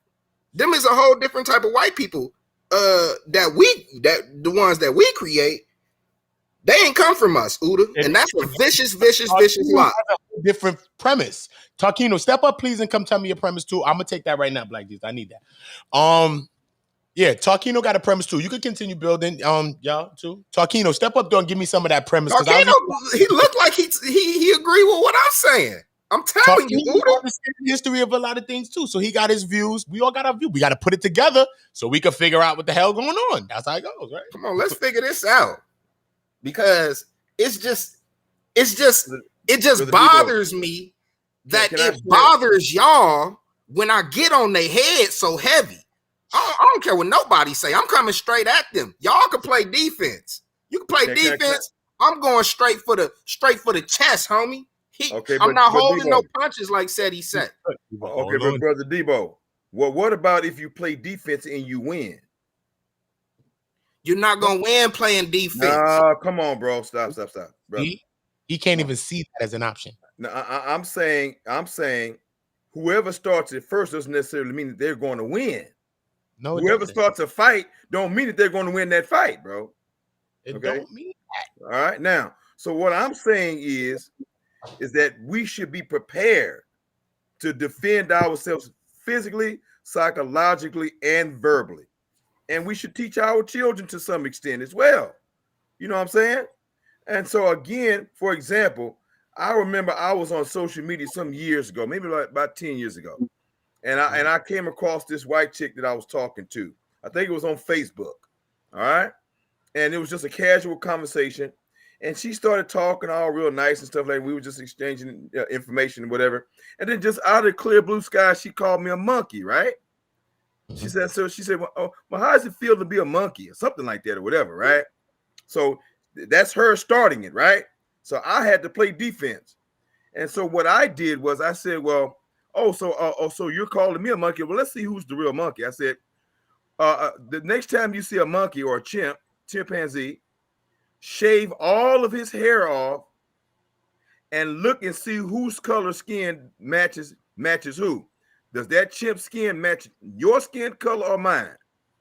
And she thought about it for a few seconds, and she got off the line and she ran off, bro. Okay? She ran off because I outsmarted her, and I utilized a truth, you know what I'm saying? And some intelligence to defeat her in that conversation and that conflict that she started. She had to run away when I made her think and realize that the person who really looks like a monkey are white people, because a monkey or chimpanzee, what you're looking at is hair. They have more hair than we do. And when you shave away a chimpanzee's hair, there's nothing left but pale skin. Looks nothing like Negro skin. and she had to leave that conversation and walk away, bro. I won that confrontation. So again, we don't have to always be on the offense and just willy-nilly, just offending people, because not all white people are wicked and not all white people are evil, man. I don't believe that. You can stop that. There ain't no such thing as some good ones. Oh, come on. I don't believe that. Yes, they are, bro. You ain't lived long enough, brother. How old are you, man? I'm 29. I've lived way long enough to know. I was just about to say you was in your 20s, bro. Bro, you ain't lived long enough, bro. What that mean? Brother, evidently you ain't ran to no good white people, brother. You ain't never ran to some white people. Okay, so look, ask yourself this then. Can the good ones stop the bad ones? Hold on, don't stop me. Okay, go ahead. Answer the question. Can the good ones stop the bad ones? Yes, they can. I've seen it happen. Oh, they can stop the bad ones? Well, yeah, I've seen some white people whenever some of the bad ones would come up with some racist comments and stuff. I've seen white people go off on another white person. I'm talking about almost at the point of whooping their ass about being racist and making racist statements, bro. I've seen that, brother. I've been in the presence of it, bro. Okay, so if you had to put a percentage on the number, and we really got this reparation thing cracking, what percentage would of these, because we already know that it's not gonna pass with the good ones or the bad ones, but since you believe that it's some good ones, what percentage of the good ones you think gonna support that? How much percentage of the white people gonna support that? I genuinely believe that there would be some. Hopefully it would be 30 or 20%. Hopefully. Oh, okay. So the good ones can't stop the bad ones then. Well, first of all, I don't think reparations is really not that impossible, because there's legal precedence. If we file a lawsuit and come together and file a lawsuit in the world court or with the UN, okay, because there's legal precedence of the United States paying reparations to other minority people in this country, such as the Japanese, who were paid reparations for the World War II internment of Japanese Americans. I believe that was World War II. The United States government has paid reparations to the American Indians. I think there's one or two other examples I can't think of off the top of my head. So there is legal precedent, and that's legal, bro. You can't get around that, bro. Anybody in court can use legal precedents to any court to bolster their case for reparations for black people. And the Jews have got reparations during World War II as well, not just from Germany, but from other places where they were oppressed during that time. So there is legal precedence in the world and in the United States to win a reparations lawsuit. All we have to do is just organize. See, regardless whether they want us to win or not, there's legal precedence. See, from what I can tell is that it's just like I said when I first came on. This is why I always run in circles whenever I try to talk to my people about this. Y'all are reluctant to demonize the goddamn demon. This man done been a demon all through history, and you still, first of all, hold on. When you say it's some good ones, hold on, let me finish. Hear me out, because I want to get this out. I want to understand why y'all think it's some good ones, and I want to put it into perspective for you of why I believe that not to be true. So when you say it's some good ones, how long have they been like this, Black Jesus? How long have these good ones been good ones? How long have they been, civilized and being able to peacefully coexist, or whatever you want to call it? There were fundamentalist white Christians who opposed slavery since the very beginning of this country, brother. And those fundamentalist white Christians were Foursquare Christians, the Quakers, and I think there's two others that I can't name off the top of my head. There were white abolitionists during the colonial period of America who were real Christians. Told him died who next to black people, died. who were against slavery, and without white people's assistance during slavery, the abolitionist movement would have never occurred. Without white people's assistance, the underground railroad of Harriet Tubman would not have existed, because she would hide the slaves in white people's houses during the day. Yes. And one of the greatest, one of the greatest white abolitionists that we should all acknowledge and admire, John Brown. John Brown. I told him that. I said John Brown and Harper's Ferry. The sons died. Everything. How tell what John? I told him the first conversation I had. Well, I brought this up, on Black Jesus. The first day, I said, "Look, how can you say that, right? When some white people say they could say, well, what do you family John Brown, bro? I heard stories about standing up for black, all of that, bro, for my whole life, and I'm just like that. They would take offense to you saying that they like something else because they don't identify with that. They're like, what the fuck? The hell no, bro. I'm not with. Some people are not with that. There's people that died for black people too, bro, and died to stop those types of stuff too as well. So everybody's not the same. Can I ask you about something? Sure. Debo, in the black race, is everybody all good, or are they bad in the black race as well? And how long does that go back to? And what's the percentage? And how do you see that percentage? Well, the thing is, we cannot measure that because we have been put in a condition of pretty much them ruling over us to where we haven't had no real sovereignty. What state do you live in? I live in Arizona. Okay, in the state of Arizona, how many good black people and how many bad black people are there? I think all black peoples is good. I think they've been influenced, like I said, through our condition of our social standing to commit certain survival crimes, or been put in, like Uda. I mean, he had to sell drugs before, just like I had to. Was it because he wanted to? No, it's because at some point he had to. Okay, by using that same argument, I'm gonna flip it to the white people. White people doing what they've been programmed to do. Wait, say it again. If black people been programmed to do what they doing and they all good, and white people been programmed to do what they've been doing and they all bad, what's the difference between the programming? Okay, the difference between the programming is that we haven't never genocided nobody. What's the difference? Oh, yes, we have. Oh, yes, no, we haven't. Yes, we have. She said yes, we have. You don't know your African history. Yes, we have.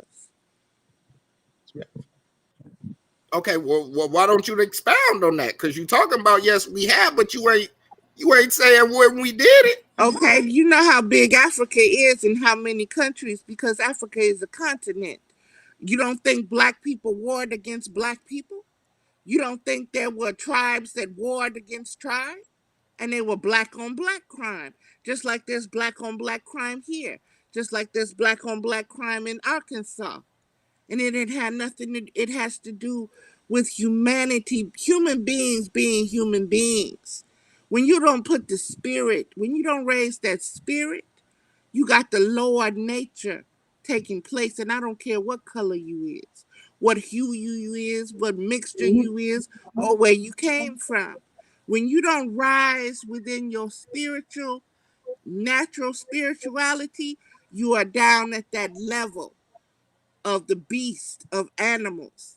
And that's your programming, regardless. Okay, but you drifting a little bit off instead of, because I can provide you many examples of mass genocide for the white man. For example, we got first of all, there was 100-year war in Europe where for 100 years straight, that's where they came every from. single day they was warm.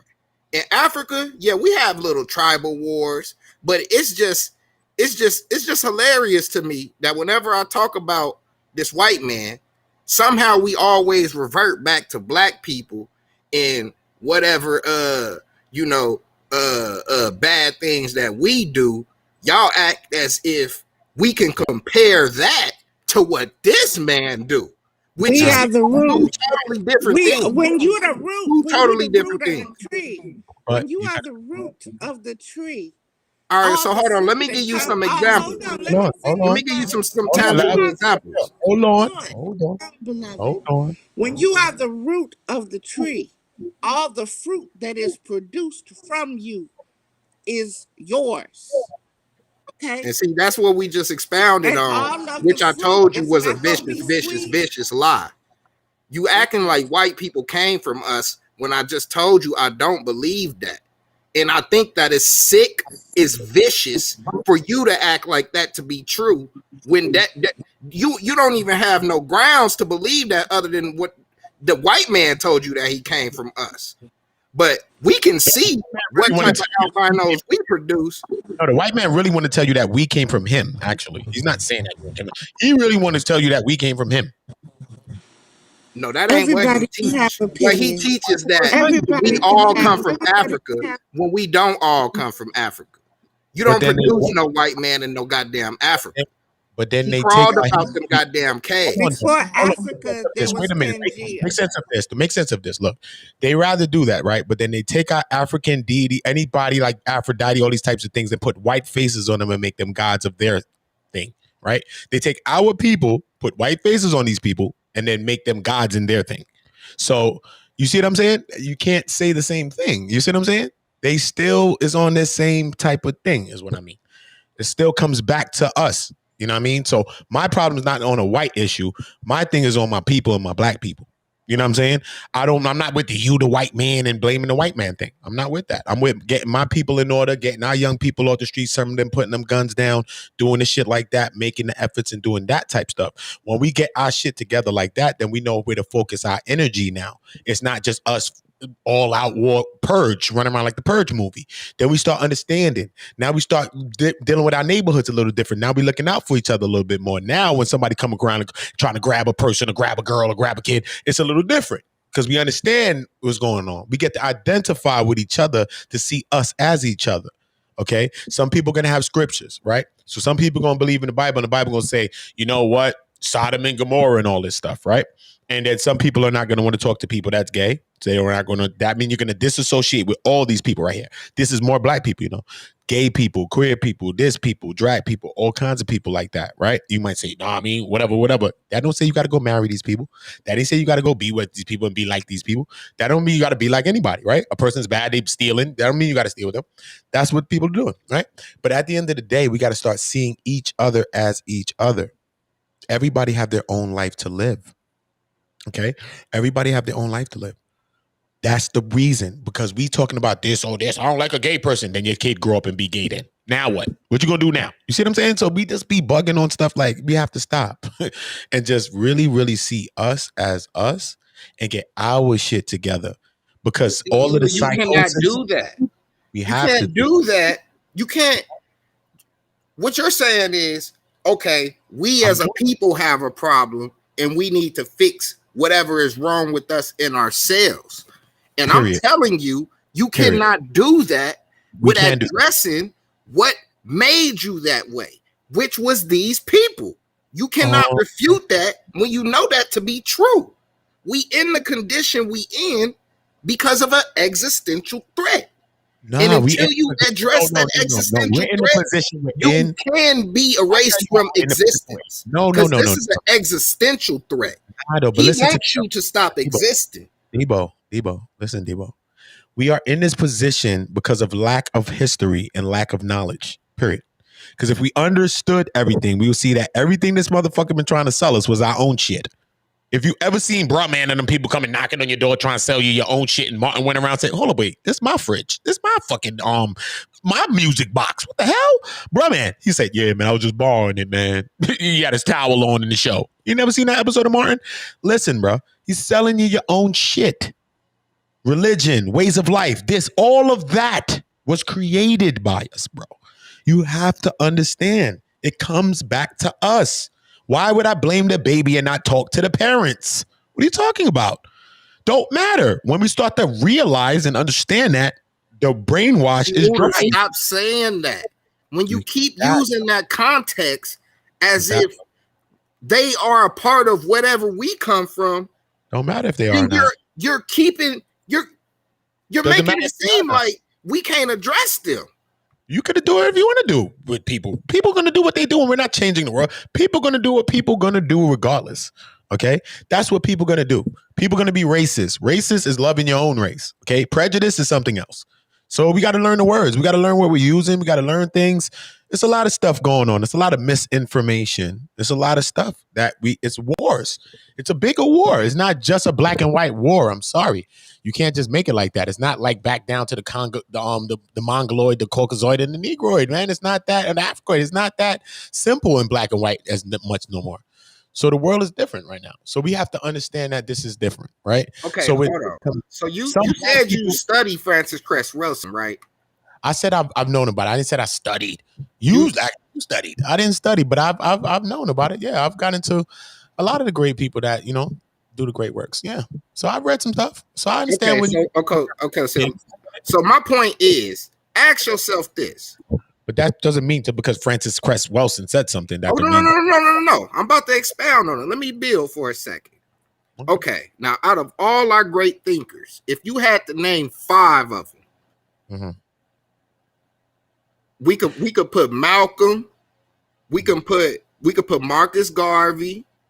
We can put. I'll put Francis Cress Wilson up there. I mean, I don't know how y'all feel about it. I'll put Seti up there.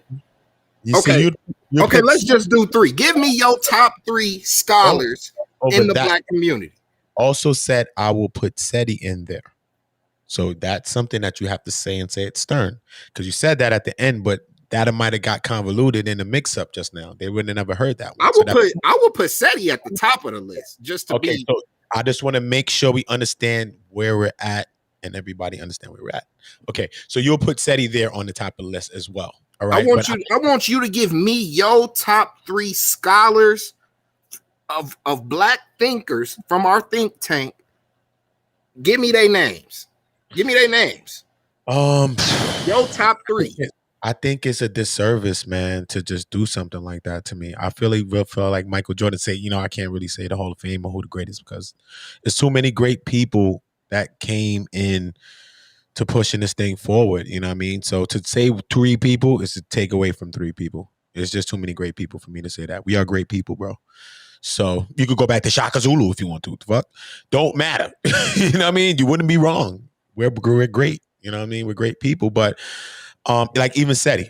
Like I love Seti. You know what I'm saying? I think out of like HOK, I love Seti a lot. You know what I'm saying? Out of those people that was coming out of the Kemet and that side of things. You know what I'm saying? I rocked with Seti a lot. I think Seti have a vibration, you know what I mean, that when he's live, he lights up. I think that the people gravitate towards him. I think that he possesses a lot of energies and different things like that now. But also what comes with that now is, where is he? He's behind the screen. So we need people like that got that power that we seen on the screen and had them people in that building for HOK and all this stuff going up. Where's that on them streets? Where's that on them kids coming up? Because he has that power that if he went and spoke anywhere, people would come. So where is that? You know what I'm saying? We need our people that we're deeming like that to get out and be active and really be talking about some topics that's current and not just keeping us in the Kemet kinky hair conversation. I need us to be active and I need us to be present. So I think that that's a subtraction from Seti. That's one subtraction I'll subtract from him. Okay? That's just one subtraction. All right? And I could make a couple of subtractions from him. I think that as far as dropping the knowledge, I think that he did more than like a Pharaoh. Like you say, Pharaoh never really brought knowledge. He just did research and he could remember things very well. But Seti kind of went into a different ways, going to the this, to that, trying to break down different things so you could learn a little bit more from a Seti than you would learn from a Pharaoh. I do get that. But where are you? And what are we talking about? What is it related? What is the relevant what I was trying to build on was, okay, if we just had to, we could just say Malcolm X and Marcus Garvey. You know what I'm saying? That's something we can all agree on. It's probably in the top 5. But some people might not say that. Some people might say Martin and Malcolm. So some people might not say Marcus. Okay, Garvey.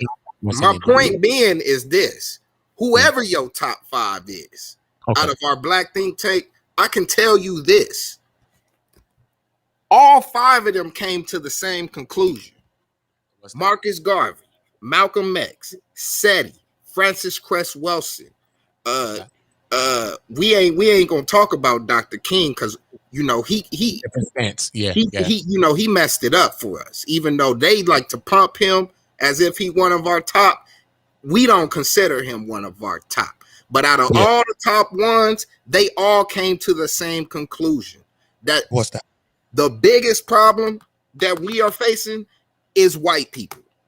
And it's disrespectful to those grandmaster teachers to not acknowledge what they were teaching. They were teaching that the white people are our biggest problem. Yeah, I get it. But I get that, right? But you got a big bully at school, all right? And we all here, and he keep beating up us individually. That's cool. But why don't we figure out, because we keep trying to fight this motherfucker by ourselves. It's cool. But why don't we, one day we come together and say, you know what? We about to jump this motherfucker. Why did we never think about jumping this motherfucker? So first, therefore, has to come a point when we say, wait a minute, yo, you got a common enemy. It's this motherfucker keep beating us up at lunchtime, taking your dollars and my goddamn dollars. Wait a minute. Same motherfucker. Then we get something clicks in our brain. That's when 1 + 1 = 2.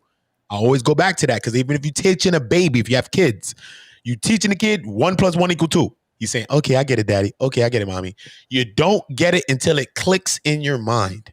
So at that moment, the 5 individuals, the 5 million individuals realize, they say, wait a minute. This bully is taking all our fucking cookies and everything. Hey, why don't we get together and jump his ass after school? Because he's not going to think that. He's going to be walking home from school and we about to jump his ass after school. See how that happened? But it comes together first from the first thought. So the first thought is what? Not going to jump the bully and y'all all came and jumped him. No, getting together first. Come get together. Figure out your mind.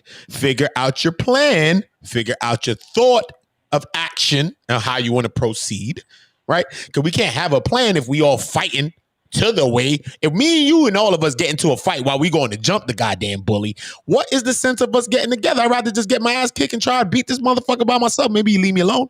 Fuck it. But if we're going to be getting together while we going down here to go beat the bully ass later after school, why don't we figure some things out? And figure that out is what I'm saying. So it still comes with us getting ourselves together. You know what I mean? And we could just say, what, we gonna get up and do all this and do all that? That's not the way to go about doing anything, I don't think, man. I just think it's mass suicide. We're gonna create mass suicide, bro. That's a mass suicide. Straight up. And mass genocide, okay, and all that. That's a mass suicide, bro. Mass murder, that's a mass suicide. So what you're saying is we basically have to create a basis for why we gonna jump this motherfucker. Meaning we have to create an ideology that jumping a nigga is not the point. That's later in the thought. That the basis is that we all are in a similar situation right now, and that's what's going to lead to Jinkies, the Jinky movies, which is about to end this Scooby-Doo episode, and then we're about to get into the next episode. Yeah, it starts from that to that. That's what leads to, you know what? Fuck that. Oh, did you double happen to you? $1? Cookies? What? My fruit snacks? Okay, fuck that. You know what? Here we go. This is what we're going to do. See? So it comes in. That thought comes there in that whole process. That thing of how we about to go beat the bully ass. We didn't say that. We didn't get together. Yo, we all beat the bully ass. Nah, we just came together and then end up seeing that we have a common enemy and we have a common goal. Because even if you was white, one of them was white, one person was Chinese, 2 of them was black, we all got a common goal because this person is violating right now. And this person is not so big if we come together real quick. And that's why we came up with the plan that we're going to jump him after school.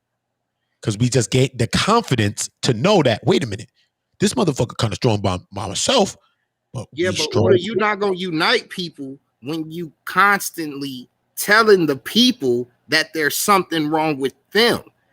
I see what you're saying. We got to unite first, but we have to find out why we were uniting first. Get on this motherfucker head. You don't say it's something wrong with us first, and we need to unite first. We're gonna be getting on everybody's heads because we already getting on our heads. So where does it stop? We have to get our heads on first to understand where we're doing. That's how come when people are in war, they wear certain colors, so you know who the fuck you swinging at. The fuck? You ain't a war. Everybody's nomads versus the fuck, nigga. Some people got no shirts on. They nomads, barbarians. Okay. So you already know what's going on. You gotta see who's to validate who we should be uniting against. You basically saying we need an ideology that we can all somewhat relate to, identify, and come under. So what is that going to be? What, solar divinity? We have to create a solar divine idea, because that would be something new, which is where we started. I need something. We need something. I think we need a universal doctrine. I think we need a universal law, and I think we all should be coming apart to building this thing. This is what I want to do. Okay, but see, in solar divinity, the white man cannot exist in that. But why does the white man have to exist in what we're building anyway? Why does he have to exist in what we're building? We're talking about people that look like me and you. What does he have to do with that? When it comes to solar divinity, the white man cannot exist under that sun. He don't, and I think that's something that we have to pay more attention to, is that, this man, his God is an imaginary being. But from the get-go, our ancestors told us who the real God was. Agreed. The sun, is a tangible existence, meaning that when we say the sun is God, we don't have to, imagine who the imaginary motherfucker look like. That shit right there at nighttime and in the daytime. It's reflecting off and you can see it with your eyes. So we don't have to have no doubts. Has a limitation, though, brother. Even that sun that you're looking at has a limitation. That is not God. That is not God, bro. Trust me. It's not. That has a limitation. Stars have dates and days and expiration dates, bro. The Most High is... That's a theory. That's a theory. That's not a theory. That is a fact, man. That shit is real shit, man. Shit. What do you think? Things look... This is physical. This is the physical plane, son. Things fall off. Things break. Things die. Things do all that here. This is the physical plane, bro. One thing we do know is that the sun been here longer than us, and it's gonna be here when we gone. So to put a time on it, it could be the reason why we all go. The fuck? It could be the reason why we all fucking go. Who the fuck knows? We don't know. You know what I'm saying? But I don't know. You know what I mean? I think that's some of man's problem, is that, you know what I'm saying? Some of those things, man. You know what I mean? I think all of these great things are the wonderful works. You know what I'm saying? The solar, the celestial bodies and all those things. You know what I mean? I think they taught us everything that we know. A lot of things that we learned from those things. You know what I mean? So they taught us. They was like mom and dad, the sun and the moon. Like mom and dad. You know what I mean? You don't say it's God, though, but it's like mom and dad, because we... Okay, hold on. I'm going to give you an example. I'm going to give you an example that Black Jesus can chime in, so me and you don't keep going back and forth. Yeah. Now, when it came to when he was talking about the wigs and whatnot, and the straight hair and the light skin or whatever, under solar divinity, we can explain, that we can bolster our attributes through solar divinity, meaning that your curly hair, your kinky hair, you can give positive attributes under that solar divinity through that. You know what I'm saying? The curl in your hair. You can explain a lot of the attributes we have through solar divinity. And when you do that, like I said, when you have a plus, you also have a negative. So back onto the wig topic or whatever, when we relate straight hair and light skin as positive attributes under solar divinity, those are negative attributes. And we have to demonize those type of things because those are anti-solar attributes. Can't say that. Can't say that. Why can't you say that, Uda? I don't know, because some black people have straight hair and have different hair types and stuff like that, bro. Okay, well, show me one tribe in Africa that has straight hair. You can't do it. I don't know though, man. You sure, brother? You can't do it. I'm telling you, you cannot do it. Of course not, because that's going on with being to the equator and the sun and different things like that. So I do get it, and that's why your hair is coiled, because of the reflection of the sun and different things like that. So when you get into those type of conversations, I do get where you're going. I do get where you're going when you're going to some of these things. So then that would lead more to a Tarnoon type of. Now, there are Dravidians who are black people who came from Africa, who are blacker than black people, and they have straight hair. And they have straight hair. This is what I'm saying. I'm talking about those Dravidians, in India. And they are black people. They are black people, and they got straight hair. That's what. Yeah, that's what I'm saying. I got like some of those. They're not black people. I got some of those. Yes, they are. Black people, bro. But I got some of them people in my family too. But even like Tarnoon say, when he go into something, he was like the Hindu. You see, like even like he was talking about the Caucasian. Tarnoon said they came from the Hindu. That's what Tarnoon says. He says white people came from the. That's what SETI say. They're albino. Every race creates albinos. Our albinos, we got straight hair. I mean curly hair. Black African albinos have curly hair. I see what you're saying. That Dravidian albinos are white people. White people come from Dravidians. This is why I'm telling you that the Dravidian not us either. And this is how you can pinpoint who comes from, Africa. Only one place on the planet, only one people have curly hair. How can you say the Dravidians would? How can you say? But brother, okay, but hold on, but brother, all Africans don't have just curly hair, bro, or kinky they don't, hair, brother. Bro. Yes, they do. Bro, show me an African with straight hair, then. All right. We're gonna do a build on that on another time. I'll show you some history, brother. Because brother, we come in all types of colors, creeds, shapes. I mean, everything, brother. What are you talking about? Everybody don't have that same hair, man. Come Black on, people. You can't even show it to me. I'm gonna show you something. And I'm telling you that you're not going to be able to. The only person you're going to be able to probably bring up is some of them Ethiopians. But a lot of them have been, they right on the edge of goddamn the Middle East.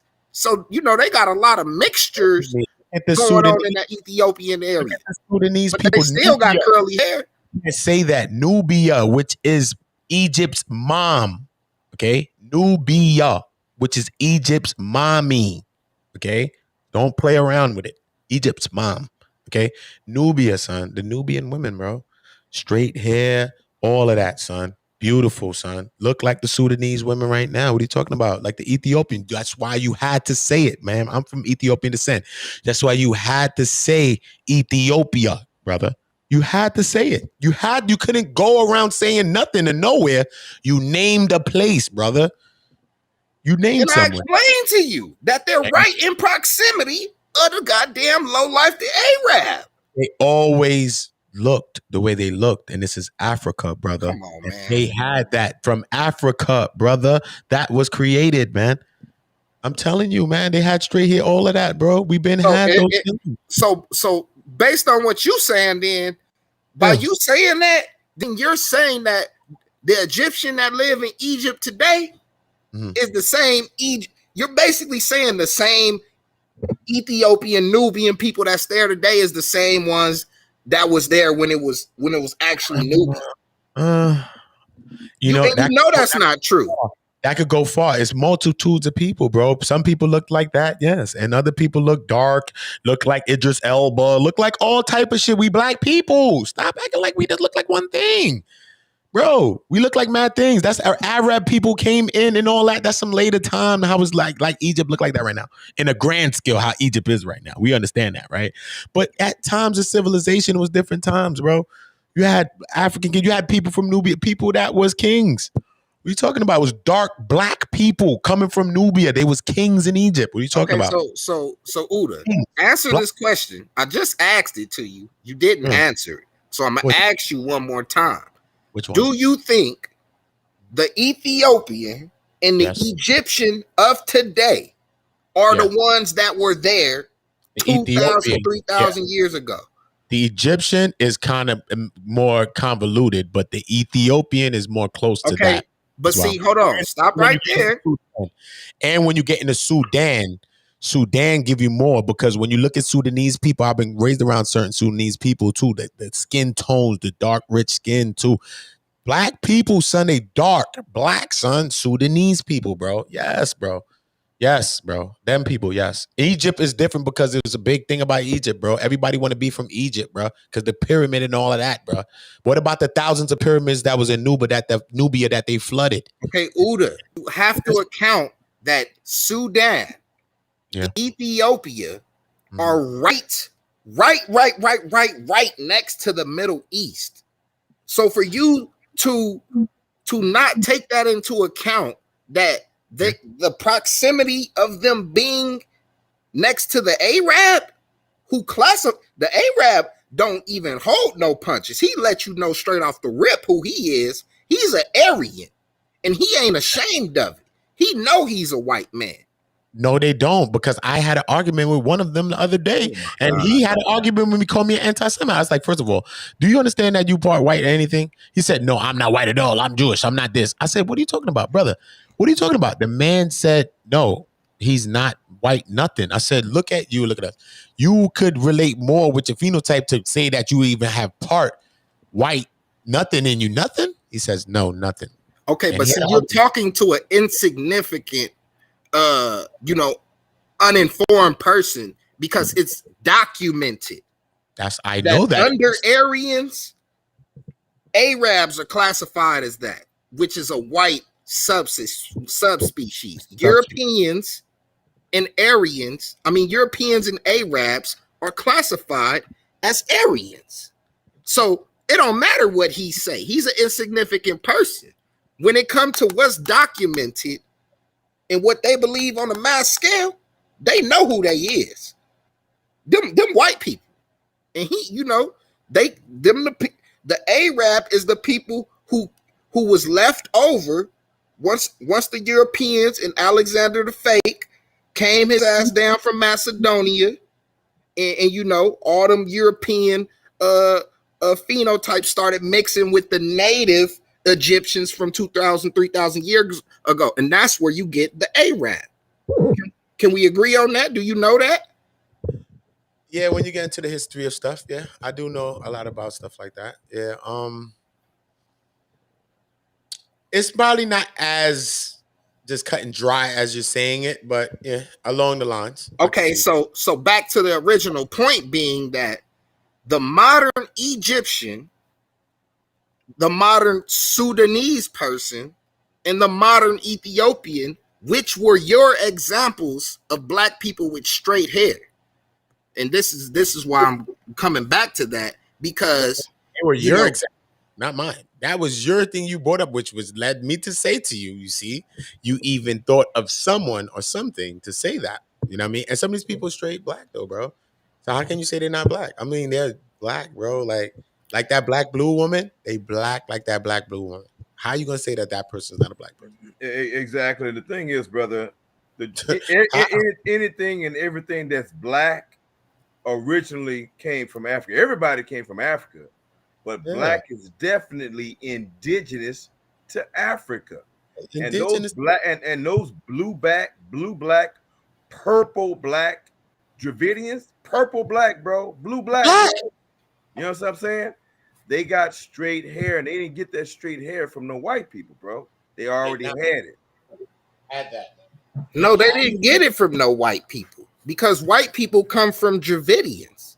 White people got the straight hair from the Hindu. Well, then the Dravidians, naturally had straight hair. That's an example of black people having straight hair. And that's why I'm telling you, they're not black people. Black.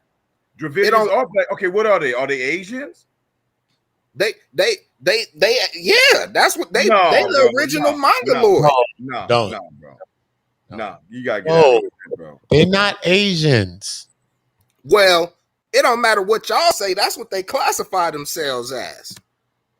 That's what they classify themselves as. Some of them may do that because of those Asiatics who are ruling them, the lighter skinned ones who are Asiatic ruling them, just like some of us over here want to be Native American and not African. And say we didn't come from Africa. It's the same sickness, bro. Colorism is all over the world, bro. Everybody who's darker, the darker ones on every continent are trying to identify with somebody lighter skin on their continent or some other continent. And so that illness is still here. It's here in America. It's there in India. As a matter of fact, it's worse in India because they can literally kill those darker skinned people over there who they call the untouchables and get away with it because the laws don't even protect them. They consider them to be nothing over there, man. Yeah, man. Yes. That's what's going on over there. Very true. Well, that's their own problem to deal with. And I'm telling you that they ain't us. They don't have curly hair.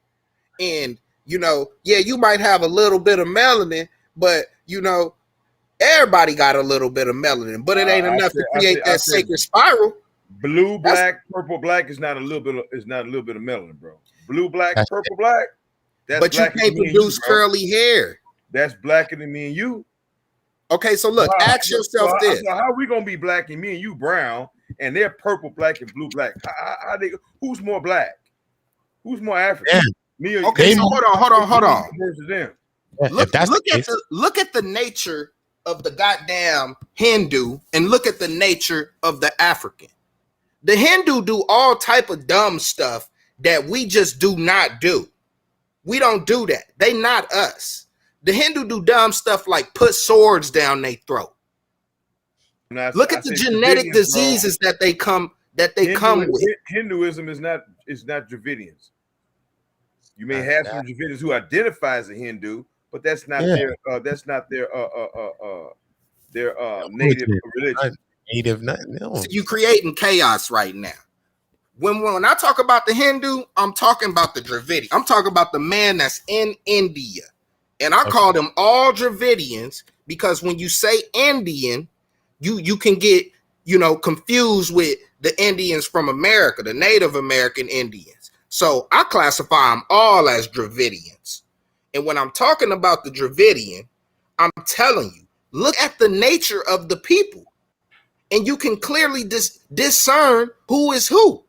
Brother, that's almost like calling all Americans Native Americans, bro. The Dravidians are the original people of the land of the Indus Valley and of India. And when you look at the Dravidians and you talk and you read about their history, it says that they migrated out of Africa, bro, into the Indus Valley. These are African people, bro. Now those northern Arabic or Aryan Indians who came in and from the north, they're the ones who's ruling India now. They're the ones who's prejudiced against the African original people of India, which is the Dravidians. They are the original people before these lighter skinned Indians and Aryans came. I agree with you. I understand the history of it, but I'm telling you, I don't care about whatever migration path y'all took or whatever. Whatever happened to y'all through that migration, that separated y'all from us. Y'all whole nature changed. Your physiological being changed to where if you're going to consider the goddamn Dravidian a goddamn African, then you might as well consider the Arab African. Because he got some mixture in him too of African, but that don't mean he African. Whatever came out of you, mutating into what you is, you digressed. You lost something that you needed. You lost that sacred spiral. So you no longer, we no longer can classify you as no African. And your whole nature changed when it happened. Your whole nature changed. Not only your nature, but your biology changed because they get diseases that we don't even get. Am I still here? You here? Yeah, and I'm with you as well. Now, brother, if you're going to hold on to that argument, then we're not African Americans. Did I hear you say that you're not from Africa, bro? But I still got curly hair. But are you a descendant of African slaves? Yes or no? Do you have curly hair? I'm unmistakably an African American, no doubt about that. Do you have curly hair? I mean, would I have a tight curl or a curl? Yeah, it's curly. It ain't straight. Okay, then. So you didn't digress yet. How come you didn't turn into no damn Dravidian then? Oh, okay. Well, hold on though. But my point is though, I got a sister and brother that are very, very light skinned, very pale, light skinned black people, and we didn't come over here very pale and light skinned. Now I'm brown skinned. I got a twin sister and brother who are the youngest, and they're twins. Very, very pale, very high yellow. You know, we call them high yellow. Okay, that's the skin color of my brother and my sister, and we got the same mom and same daddy, bro. Okay. So what kind of hair do they have? Hold on. So since we came over here and been raped and we've been lightened up, we're no longer what we originally were. So those people over there are closer to the original than we are because those people are generally darker than we are. I'm talking That's about true. The Dravidians. So if anybody's been watered down, we the ones been watered down and have been changed. No, it's not. Hold on. Do your brother and sister have curly hair? Brother, they have. I mean, brother? Okay, my brother had that so-called curly hair that everybody dreams of. My brother had that. My sister, her hair was not really that curly.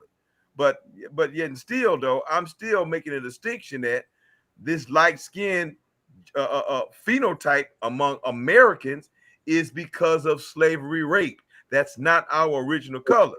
So if we're gonna sit up here and compare ourselves to Dravidians who are closer to African than you and I are, I don't believe that. Well, brother, what do you mean? You don't believe what? I agree with you that yes, we digressed in our pigmentation a little bit, but we were still retained a little bit, most of our sacred, huh? A little bit. A lot, bro. I mean, there's people that's Buddha color that come straight from Africa too. So to say that just the pigment is what matters is not, that's not the main focal point. I feel like the hair is the main focal point. That's the real, identifier right there, bro. To show how much you digressed or not. Okay, but brother, if a child is half black and half white, and let's say let's talk about look at Frederick Douglass. When you look at Frederick Douglass, you would never think he had a white daddy because he looks all black, but in reality, he is 50% black and 50% white, even though he looks very African. And when you look at a picture of his father, the slave master that raped his mama, he looked just like that white man. The only thing is he's just a melanated white man. And when you look at his daddy's face, he got his daddy's face and eyes and nose and every goddamn thing. Okay, so you can't get around Frederick Douglass being 50% white and 50% black, brother. So again, people who are over there who are not half white, but they're purple black and blue black and just might happen to have straight hair, which can be influenced by their diet and also influenced by their their surroundings. Okay, the climate they live in as well, brother. They're closer to the original than we are. So we're really not in a good position to be sitting up here trying to pick out who's authentic, who ain't authentic. So so again, that's basically what's going on. You're sitting over here a brown skin, brother. When we came over here, we wasn't brown skin. We came over here dark skin, brother. The only reason why I'm brown skin, you're brown skin, and our other our brother here, the host of the show, is brown skin, is because of slavery rape, man. And we got to own it. We got to own up to it. But thank God that God made black dominant. That's why there's no damn mistake when you look at us that you're looking at black men. Okay? Black is dominant and white is recessive. But they are more, those who are over there close to Africa in India, they're closer to Africa than we are. They're less mutated than we are. Yeah. So we are not in any position. I don't believe that. Because we only been here for a couple hundred years. They've been over there for thousands of years. Okay, I know, then. Brother, but they have maintained their color, brother. Their African colors. Yeah, and we lost ours. Yeah, but they lost. We didn't lose our curl though because of slavery rape, bro. If your woman gets raped, that's quick, bro. That's a quick genetic change. And they've been raping us for 400 something years, almost 400 years over here, bro. Men and women. So we got a lot of light-skinned mulatto Negroes running around here. You know what I'm saying? Brown skin myself. I'm a mulatto. I mean, I'm not half black and half white, but I know I got white blood in me because I know my slave forefathers and foremothers were raped.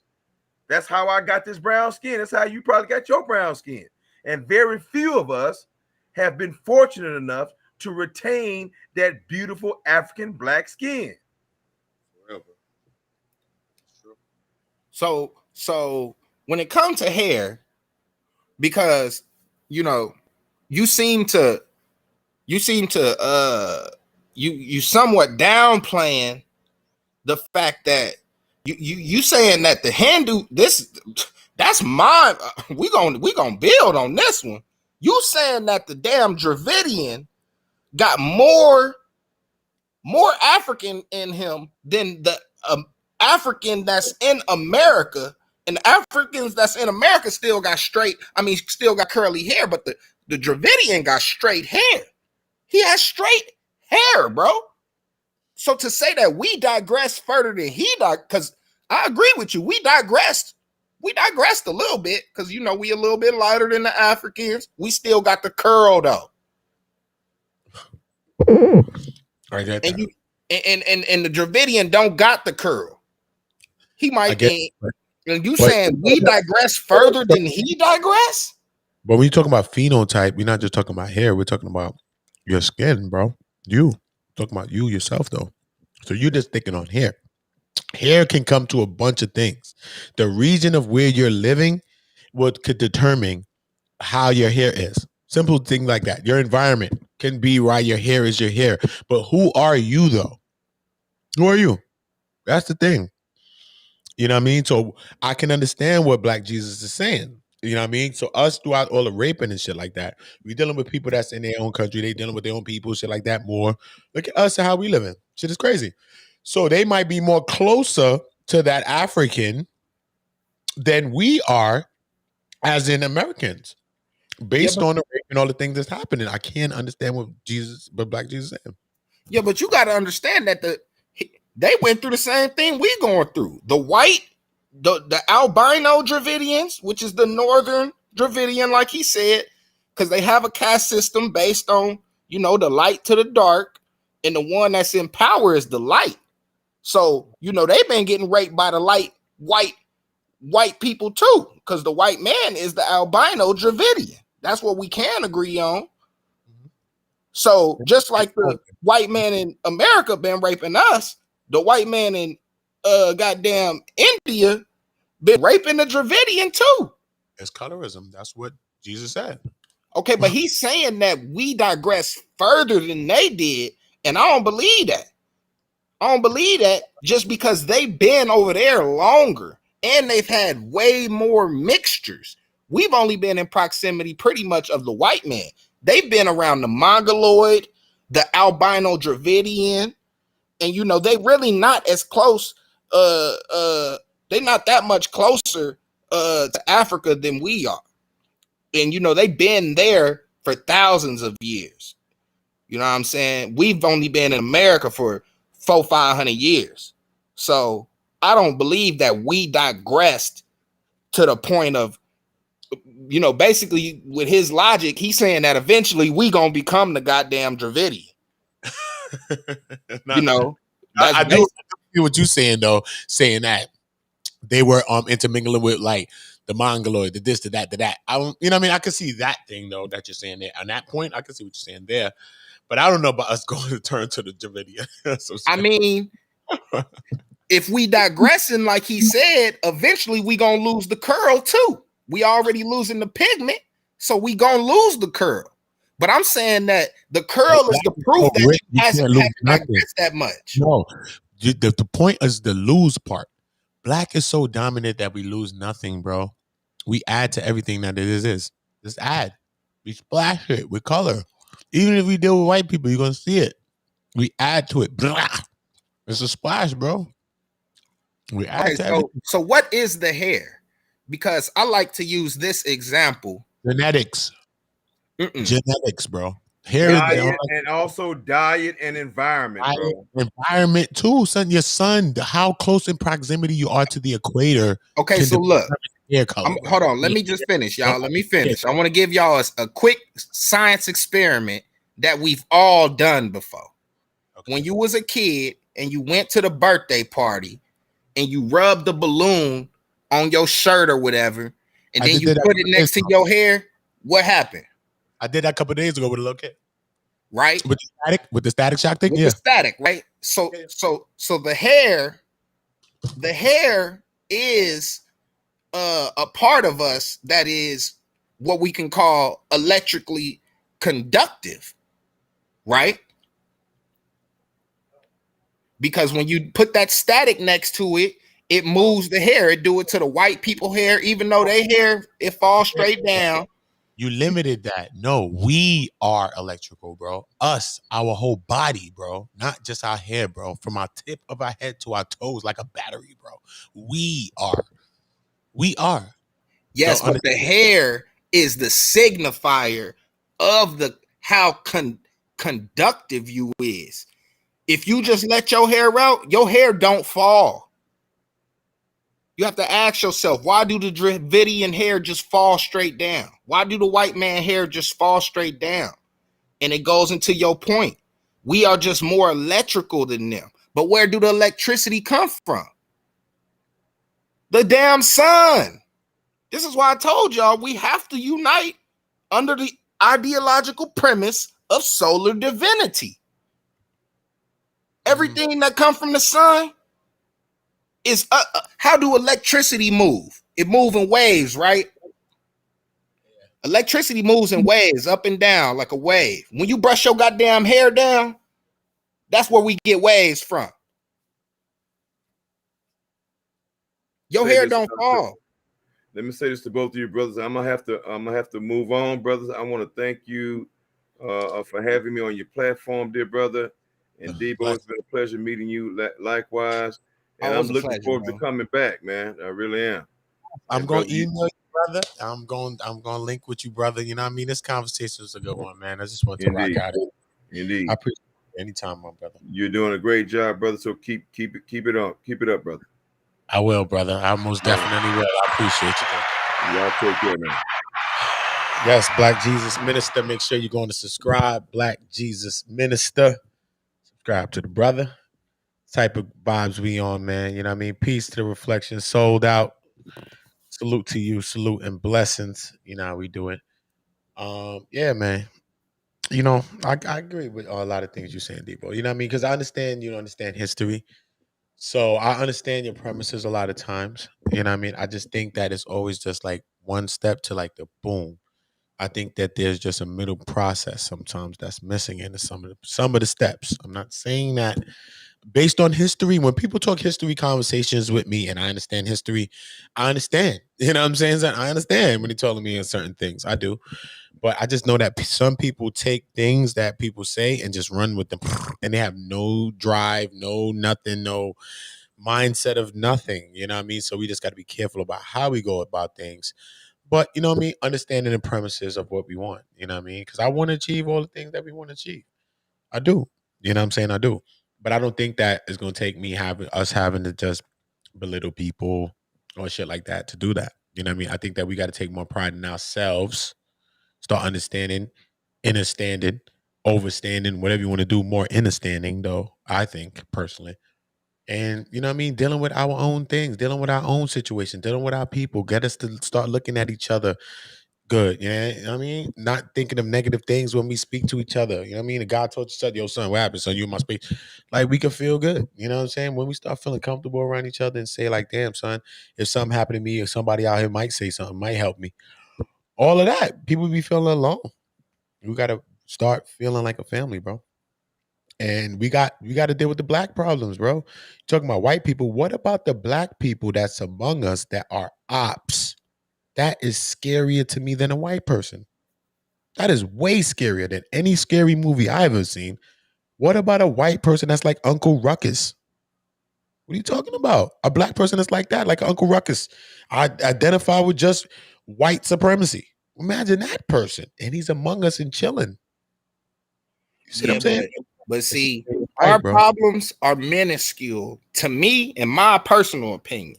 The problems are that we don't cause as much problems amongst ourselves as the white man has caused problems to us. Any problem amongst ourselves is a fucking problem. Yes. Any problem we cause amongst ourselves is a problem, son. Yes, it's a problem. That should be low. Nah, son, not around the black community. You wildin', y'all lying. That's what we supposed to be saying. We can't even say that. So it's an issue, bro. It's an issue. If you go back in certain times, bro, it wasn't certain things was going on, but certain people had a different kind of thing. You go in the 60s, you go in shit, Chicago, New York, all over, bro. Certain kind of different kind of things. Okay, so you think that our problems that we dealing with are the problems that we have are more self-inflicted than inflicted upon us by white people? No, they inflicted upon us by white people, but we further the infliction by perpetuating the same shit, is what I'm saying. So when we take ourselves out the fucking white man system and the patriarchy of all that shit, then we gonna say this shit don't make no sense and ain't gonna have no legs to stand on. And then that's when they're gonna push us into the Book of Eli mode. See what I'm saying? So you just hurrying up. When you go about your route, you just hurrying them to just push us to the Book of Eli. Because that's what they want to do to us. I get that. You know what I mean? So I'd rather get some kind of middle ground there where we preparing ourselves, getting ourselves right, preparing for the Book of Eli time before we eat the cat. You see what I'm saying? Because that's what's going to happen. If we just go, boop, we're going right to the Book of Eli's, nigga. Nothing. No water, no nothing. Book of Eli out the shit. Straight up. You ever seen the world go like that? Should have go just like that. We'd be in a third world country overnight. They have the power to do that to us.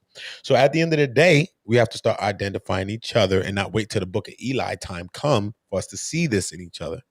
Okay. And then when we start coming together and identifying with each other, then we start to get and eradicating some of these people that's around us that look like you and me with the coily, kinky hair, same shit, that are fucking ops and devils to us. That's them. At least you can look at the white man and say, that's a white man. What about the black people that's around you? It's them pedophiling. It's them molesting us. It's them kidnapping us. It's them killing us. It's them too. And you can't identify with some of these people because you look at some of these people like a brother or a sister, and then they do it to you. See what I'm saying? So once we start coming together, we get to understanding that, man, this motherfucker weird. You need to start come on, brother. We need to talk. We need to start figuring our own shit out. You know what I mean? So I don't put the white man. I got a show that's gonna call me. It's called Blame It on the White Man. I'm gonna fuck. I already created a graphic. Because I mean, a lot of people want to blame it on the white man. I get it. You know what I mean? The white man did it. He did. But did he do it or did we do it? Because you got to help somebody to do it to you sometimes. In that situation, it's like we helped them do that shit to us. So who the fuck we mad at? Our ancient fathers? Or is we mad at the white Europeans? Who's we mad at? Come on, son. Y'all could have did shit to get this shit cracking. Y'all ain't get this shit cracking off yet? Come on, man. So you got to look back and say, damn, something happened. We were so powerful and all this. So where the fuck that happened at? Something happened, bro. And we got to take our ancient ancestors, giving them some of that credit of what the fuck we going through right now, too. The hell? Yes, not only white people. The fuck you think they just came around, oh, we killing everybody. No, nigga, that should have been an all-out war. Yeah, but when y'all sit up here and y'all say stuff like, oh, it's some good ones, and, you know, I feel like, damn, you know, y'all not really... Y'all willing to give a white man credit for being good before, you know, we are attacking ourselves more than it gotta be a balanced effort. You got to put more emphasis on him than on us, because you just said most of the harm inflicted on us was inflicted, not self-inflicted, even though it was self-inflicted too. But most of it was inflicted. I get it. I'll pass that level though, because you know what I mean? It's us that's doing it ourselves too, bro. So we're past that level, bro. You know what I mean? Then we got people just like in this conscious community. Look at mad at these fucking fake ass people in this conscious community, bro. You know what I mean? People looking at me, I'm a conscious thinker, bro. I don't run around here getting cash apps and all this shit like these people here doing, bro. But at the end of the day, son, you know what I mean? Listen, son, people are using people's minds, man. The people that's the black people that you're supposed to help, right? They're taking free your mind from the white man. So you see, you could listen. You say, you know what, brother? I kind of side with this brother. Free your mind from the white man? Fuck that. Let's fuck with him. But people don't want you to be free. They want you to free your mind from the white man so you can swap oppressors so that they take over your mind, bro.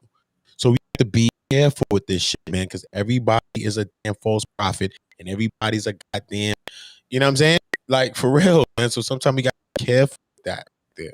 You have to be very careful. You know what I'm saying? So it's a fine line, bro. It's a fine line. That's why me personally, I always come back to me. Even in relationships, my friendships, this and that, I had to fight with a nigga, all type of shit. I'm coming out, what the fuck? I probably do shit. Probably was bothering me, and I'll just crack they fucking head. But, you know what I mean? Could I have left? Could I have done that? You know what I mean? Bothered me so much that I cracked me. You know what I mean? So I be thinking about my own self more. As I'm growing up more, think about more of myself and what I did to decisions. Sometimes you don't do shit, but sometimes I made a right when I was supposed to make a left. You know what I mean? I should have went, sat my ass down, had dinner, and I got myself into some bullshit. So I just be thinking of my own self and what I had to situation, bro. You know what I mean? We act sometimes, and we just want to take our own onus of it, bro. Just like if a person arguing with me and I'm here arguing it, I have the option to leave. I'm sitting here keeping up this fucking argument and it ain't going on. I have the option that I can walk away from shit. Why do I take that option? I'm telling you, bro, the approach that we are doing when we start blaming ourselves for our problems, bro, it's creating conflict amongst each other. Like when we start, like how you just when we had that one topic the other day with what do the black man need to do to be with the black, bro, that to me is perpetuating the problem, and it's somewhat like it's putting the blame on us when if you do that, that's where the blame gonna stay. It's gonna stay being our fault until you point that finger at the real problem. And we know what the problem is, but it keep running back to the same thing that you niggas keep saying, which is y'all scared to do it because this motherfucker got too much power, it's suicidal, and you know what I'm saying? You cannot let fear keep you from, you know, being righteous and doing what needs to be done. So what they outdone us? It's a two-sided problem. Actually has more sides, more like an octagon by now, but pentagon or some shit. But like I'm saying though, if you're even looking at it on a one scale, it's a two-sided problem, bro. Because I think we have all our problems come from these people. We don't have no problems. I don't blame. But we the most righteous people on the planet. We don't war with people like that. I agree with those things. I agree with you in a lot. We the most welcomest people. We what? But some people are not, because it's a paradigm in that social construct. So the people that is the victims of the social construct, right? We got the people that put upon this construct, right? Which is a fucking psychosis, right? So the people that even created this paradigm are fucking insanity, right? We understand that. So you can only imagine the people when whoever could think of these kinds of concepts, ripping people apart, doing all this weirdo shit. It's weirdo stuff, bro. It's real weirdo shit. You know what I mean? Who the fuck does that type stuff? Any day, any year and age. What the fuck? That's crazy stuff, right? So you can understand that, right? But now the psychological part of it is that it affects the people, and the people perpetuate the same thing, right? So the people somehow have to see this and start to stop this. When they click off of this thing, like in the Matrix, is when they understand that. You know what I mean? When they start to really understand that, to say, okay, I really, really get it. Because you think people get it, that is the this and that, and the government's doing that. But some people don't think that, bro. Not even much feel that. They don't even think that. They be like, what? What are you talking about? Hell no. America is the greatest. What are you talking about? So they wouldn't believe that.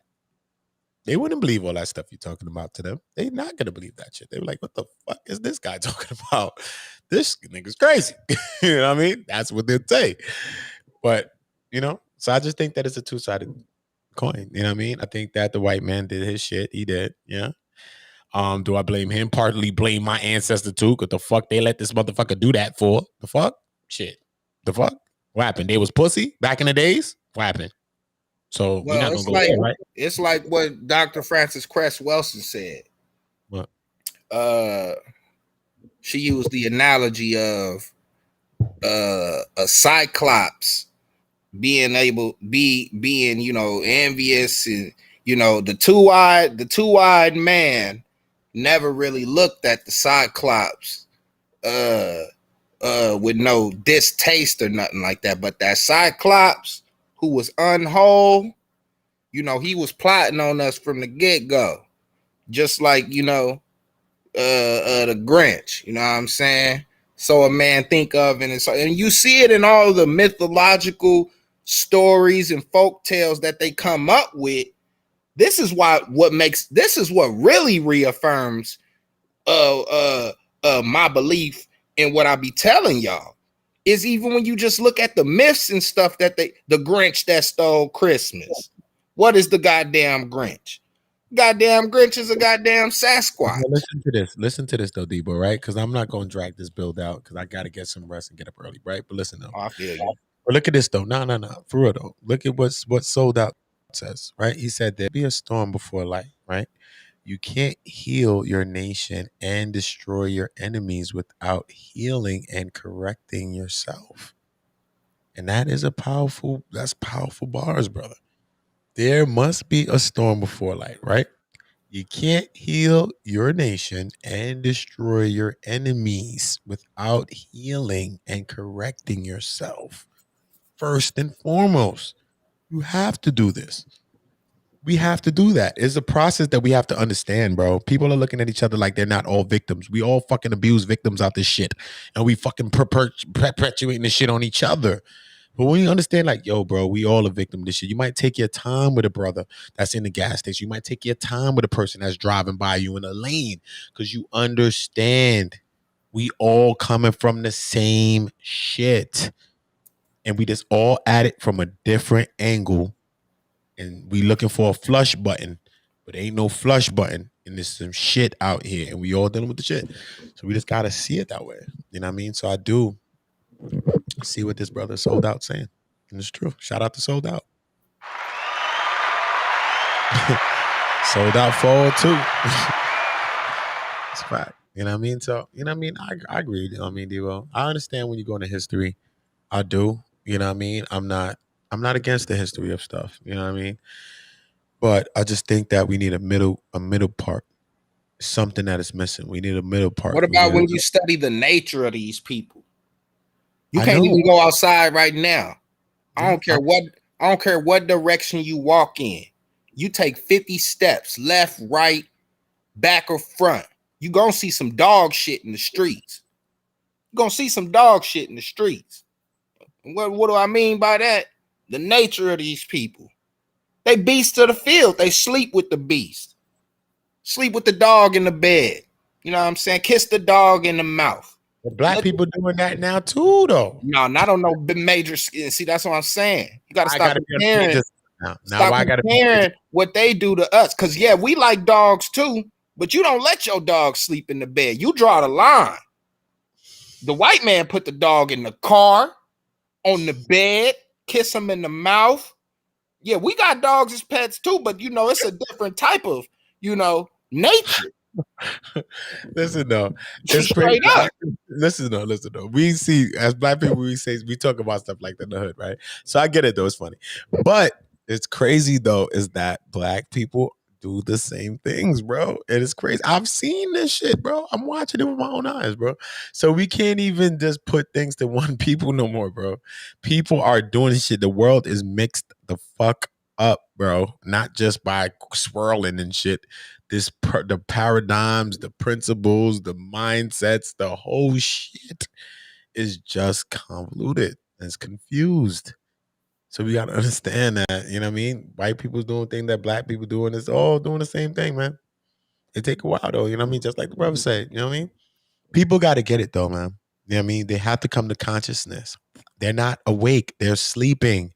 They are like the Indian man, the Indian woman, and the little girl in the Matrix in the train station. He said, Neo said, you're a program. What the hell?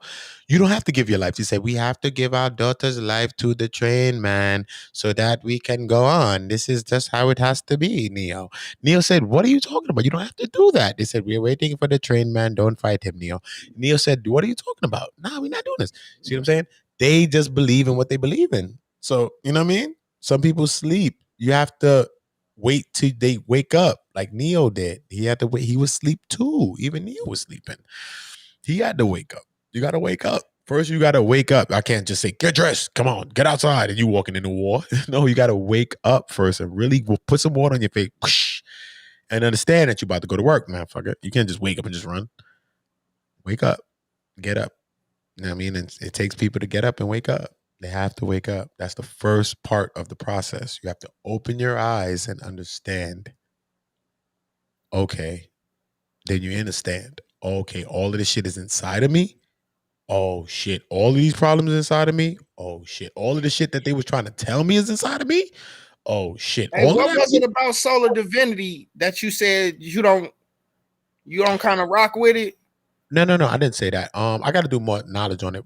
Just the title of it. Sometimes I think I got to go into more of it. You know what I mean? But I understand people that's coming from us, people that's color carbonated people. So I can understand the solar divinity. I got to go more into it. So I can't say what's my not of it or not. But I know when I hear it, I know what people are gonna think. People are gonna think solar worship, and they're gonna think solar and things like that. So that's what people are gonna think. You know what I mean? People are going to think paganism. People are going to think solar worship and things like that. So that's why I try to refrain from certain words. Plus, these things have already been deemed ways of life in history, like solar worship and sun stuff. So, you know what I mean? So it's got to be a thing, but it got to be something that we all agree with, like a carbonated law. You know what I mean? Like a carbonated thing. You know what I mean? We carbon, just for the carbon people, light beings. I don't know. Some people don't identify as a light being. You know what I mean? But carbon. That's why I say everybody's melanin, so they understand, but everyone's melanated. That's why I was thinking of something like the melanated laws, something like that. You know what I mean? But, you know, I don't know. Whatever we're going to call it, we could call that shit the laws. I don't care what we want to call it. All we need to understand is that is rules of how we need to be carrying ourselves, is things that we should be speaking up against. Feel me? We need to talk out. People are being abused, even in our families, and we're not outing these people and locking these dumbasses up. What's going on? That's a mega issue. That's what I mean by we have problems in our own backyards and in our households, bro. We got uncles and cousins and all type of shit that's weirdos, creeps, don't creep shit to the family, kids, and we all know about some nigga being a creep, but we ain't really know. Uda, what's your spiritual or religious beliefs right now? Where you at with it? Where I'm at with believing, I believe in the Most High. I believe in the ancestors. I believe in my mother, my parents. I believe in my children. I believe in me, and I believe in my people. That's where I'm at with it. You know, I've read a lot of ways of life. You know, I've read them all, bro. A lot of ways, bro. I taught myself Aleph Bey, read Qurans, all of that, bro. You know what I mean? So at this place in life, Islam? I believe I've never been Islamic, but I've read many ways. I've read Buddhism. I've read as a kid. Where you at with it right now? I told you where I'm at with it. I believe in the Most High. I believe in the ancestors. I believe in my parents, my children, myself, and my people. That's what I believe in.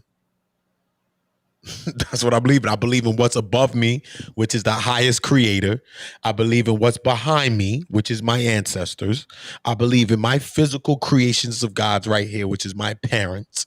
I believe in my children, which is my part of my Trinity, Mother, Father, Son, Holy Spirit, that mother, man, woman, child. I believe in that Trinity, the physical Trinity of that as well, which even built anybody to go think about another man, woman, Father, Son, Holy Spirit Trinity.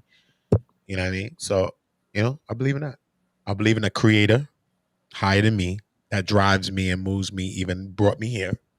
I believe in the ancestors. You know what I mean? I believe in all of that. I believe in that. I believe in where I came from, where we come from, the great men, women, children, everybody that led for us to be who we are. You know what I mean? I believe in that too. You know what I'm saying? And I believe in my parents. You know what I mean? Regardless if they was good or not. They're great. You know what I mean? Because without them, we're not here. So I believe in them. That's why they made that a law. One of the quick laws. That's one of the early laws in the commandments. They said, honor your mother and father so your days may be long. They didn't wait to make that a commandment. It's not like it went to the 10th commandment. That could have been the 10th commandment, right? No, it was quick because you won't even live long if you don't understand that. And how can you praise the elders or the ancestors if you don't even praise your own mother and father? And how could you believe in a higher power, creator, if you don't even understand your physical mother and father is like your carnal God, is like your, you know what I mean? So, and then your children, because we live for that before we live for ourselves. I believe in myself and I believe in my people. That's why I'm out here working for my people. So when you see me on these streams, that's what I'm doing now. Doing work for my people. That's what I believe in, I was just asking you because I was trying to get a You want me to say a way of life? Like I got to put it to a certain book or something? No. Yeah. I just trying to get a temperature check of somebody who actually, is historically in tune and religiously. Because I study SETI, and he break down all the religions. Yeah. And so he gave give you pretty much information. I mean, I study a lot of people. Like I told you. Marcus Garvey, Francis Cress Wilson, goddamn Nellie Fuller, a lot of people, bro. Ivan Van Sertima, shit, it's a bunch of goddamn intellectuals you can go learn something from. But it seems like we don't have, we at a point right now where we just pick bits and pieces of different, ways of life. That are already available, but I think we have to create our own new ideology at this point. Exactly. Religion is a lot of the problem, though, bro. Religion is a lot of that problem. It pacifies the people, make the people not want to fight. It does mad stuff, man. Religion fucks your mind up, man. In a lot of ways, it really, really does. And I can understand why people use that as a construct, always to gain people and to do wicked things to people.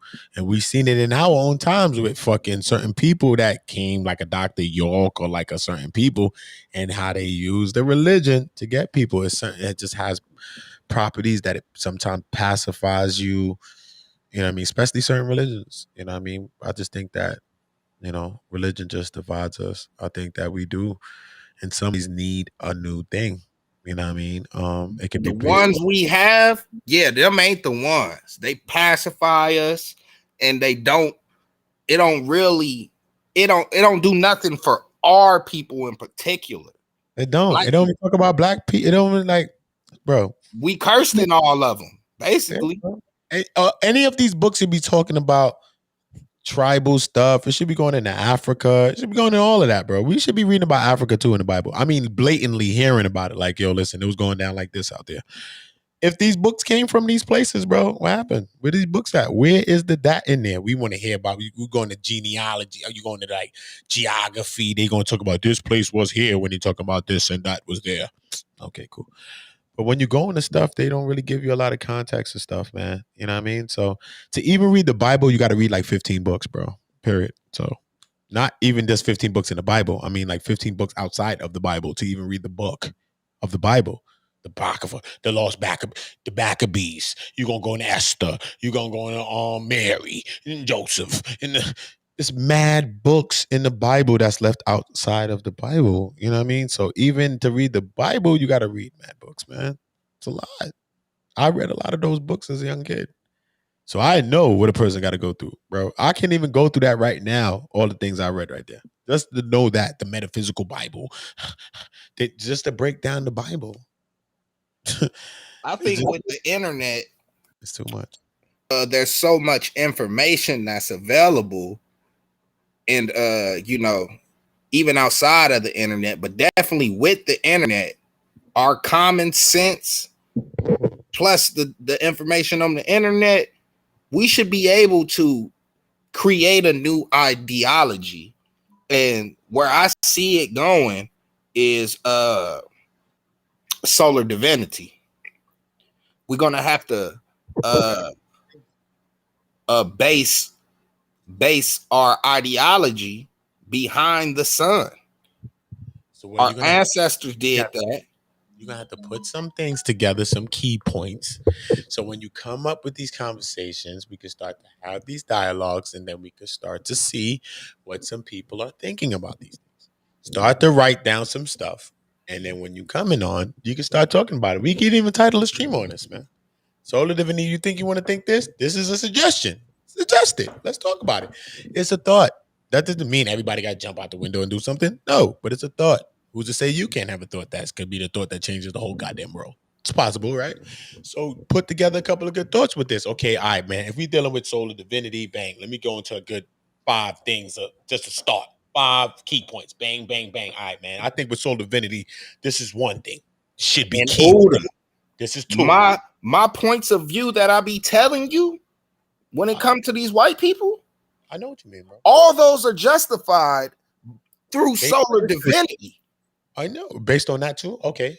So look though. So when you bringing up this thing, is solar divinity a thing though? This is something. No, this is just something you're just thinking about. Okay, exactly. That's thought what I'm of saying. it.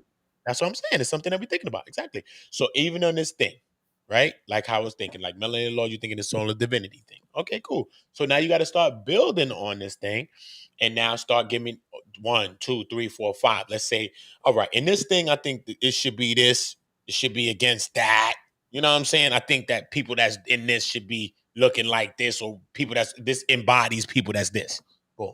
So da. So then you start breaking down who's that's embodied. Bang. What are some of the key things that everybody can identify of why they are a part of this solar divinity? You know what I'm saying? That'd be a key good thing to say, okay, damn, man, I look like me too. I represent with that. So, you know what I'm saying? Stuff like that. Then maybe you might come with a couple of good points to say, you know what I mean? I think that we need to stop dealing with this. We need to stop being around this. And you know what? We need to demean that. I don't know what you feel. You know what I'm saying? I'm just saying, whatever they are. But maybe a good 5, 6, 7 things that. Because what I'm starting to learn is that when I say these things about white people, it has to be a justified reason why I'm saying it. You have to be able to explain why they act the way they do. You know what I'm saying? Yeah, we know how he act, but why do he act like that? I know why in a lot of ways, and I get it. History will tell you why. But you know, it's right now it's out of control now, son. He's not the same. He's not the same European, bro. He's different right now, bro. It's very different. Don't give him that benefit of the doubt. I'm not saying in the sense of any good, bro. I'm just saying right now to that level of what the shit that they was on then, right now to the level of what the shit they on right now, bro. We are dealing with a whole nother beast, bro. We are not even dealing with like Aleister Crowley type shit, bro. The shit is beyond. We have to wake up and understand that. It's not the same enemy, bro. The enemy gets bigger and wider and scarier every day. So we have to get our shit together quick, fast, because the shit is even different. When you're going to like Aleister and shit like that, you see what I'm saying? So it already goes where the mindset's going, right? But this shit is times 1,000,000 of that. Aleister Crowley is a baby. I mean, like, not even nothing. You see what I'm saying? So when we dealing with something like this, we got to get our fucking ducks in a row.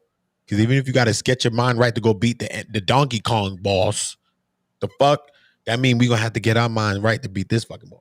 See what I'm saying? So we got to get our people right. We got to get our people together, like how the Black Panthers was doing. Like yeah, how but what are they going to unite under? They got to unite under something. I agree. But that's how come you got to start creating. I'm already building something. I'm creating something called the melanated laws. You're creating something called the divinity, right? Solar divinity. Let's go.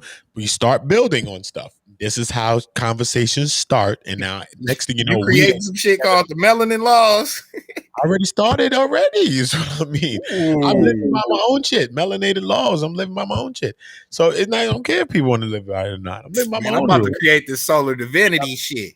See what I'm saying now? So look, but it's because I'm thinking of something. But when I did the melanin thing, they were like, you know what? Why can't be carbon laws? One brother came on to ask me because I did it like a couple of days. You can see the stream is on there. He said, why can't it be called the carbonated laws, brother? I was like, you know what? Whatever it's going to be called, I just rather we do the shit. I don't give a fuck what it is. You know what I'm saying? But look, solar divinity, it sounds good too. But once you start bringing in the concepts, start bringing in stuff and see why and how this is different than ancient solar worship or pagan worship. You have to understand. Oh no, this is gonna be way more refined. So you see what I'm saying? So you got to understand that that's going to be people's paradigm. That's going to be people's mindset when they hear it. And people's hearing is the vision of their mind. And you know what I mean? Just to hear something, to see something, like trauma people brain. So sometimes people may shun something. So you got to make sure when we create that, if you're creating that thing, you're just thinking of all those things to make sure it's refined, like you said. And yeah, you know what I mean? Anything that we can identify with, it's worth putting on the table. It's worth putting on the wall to see if it sticks. To me, it's worth it. Does it work? Yeah, it should. Is it helping us? Word. Is it prospering in my life? Yeah, what the fuck? My kids, everybody eating good, doing good? Yeah, what the fuck? It comes down to that. What the fuck is the difference between anything else? Ooh, this shit sound cold, bro. I've been thinking about this shit for a couple days. Like, the reason we cannot unify, we need something, bro. We need you. That's how everybody unites. That's how That's how the Arab united. Islam under one banner. You got to get under our ideology. Yes, under one thing, under something, under commonality, under something. Even if we can't relate with none of the shit that's out there right now, we got to create some new shit. Yeah, we're going to create some new shit, and the new shit that we're going to be creating is just going to be like the old shit, because it's going to be based off old shit and correcting old shit. So that's where history comes in again, because even when you create new shit built off of systems that were in the past that weren't working and shit like that, or failed or shit like that. So that's how it always is. That's why I keep saying that we got to know history, because everything that this white man, European man, or whatever man is doing to us is some shit that's based on Egypt, based on Rome, based on some shit from back in the days that they doing to us right now. And next years from now, they're going to do some other shit that they had planned from back in the days too. So it's always some back in the day shit being done to us today. So we have to understand back in the days so we can understand what's going to happen tomorrow. That's my mindset. You know what I mean? But yeah, I want you to do that though. I want you to most definitely start doing some jots on that, Devo. And yeah, man, get on that for me, man, so that we can start putting some thoughts together, see what some people are thinking about it, man. You know what I mean? Let's put some thoughts on it. You know what I mean? I'm most definitely gonna do some more streams on melanated laws, and you know, just talking about some stuff. You never know. It's stick. Who knows? I'll be tuning in. I'm a take a. I mean, I already kind of been trying to take a break to see.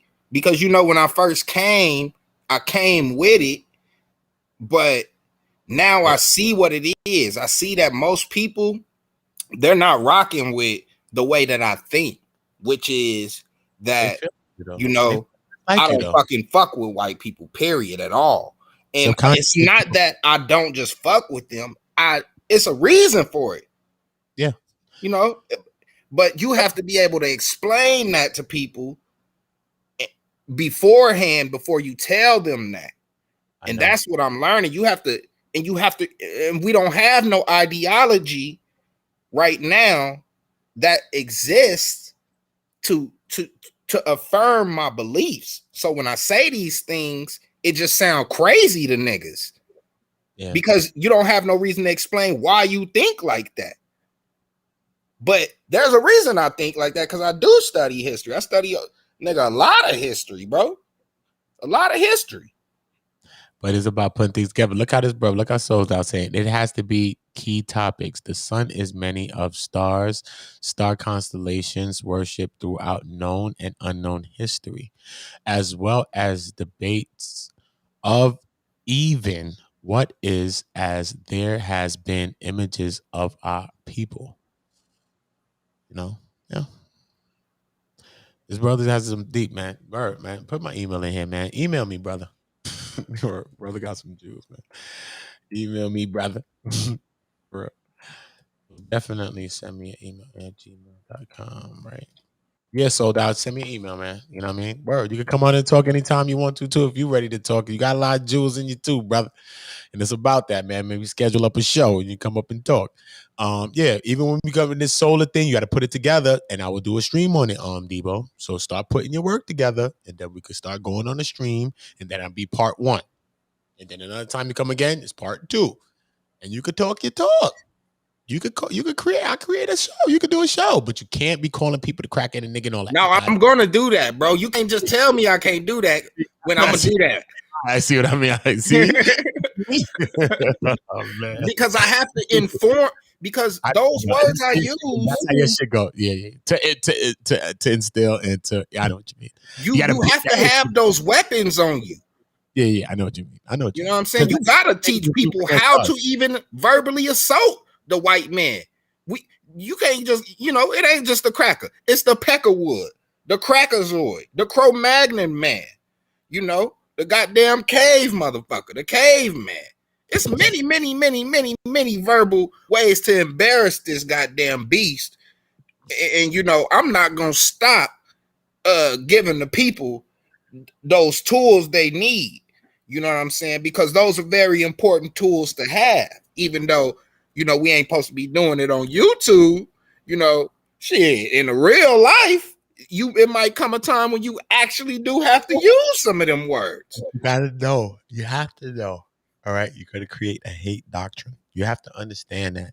I understand that. That's what I'm creating, and I'm perfectly fine with it. I'm not saying that. I'm not knocking you. Whatever you want to do, but I'm just saying though, you have to understand us people as a real people. You have to understand naturally, we are loving people. Naturally, we are not trying people to do the mass nothing. We don't want to do that, really. We are gonna change that narrative. We're gonna change that narrative. We are naturally loving people, and this is why these people have always done what they've done with us through history, because they played off of our love, not because of war. Because if it was about war, we'd have killed some shit back then too. It's because they keep playing off of our love, and this is who we are naturally as people, bro.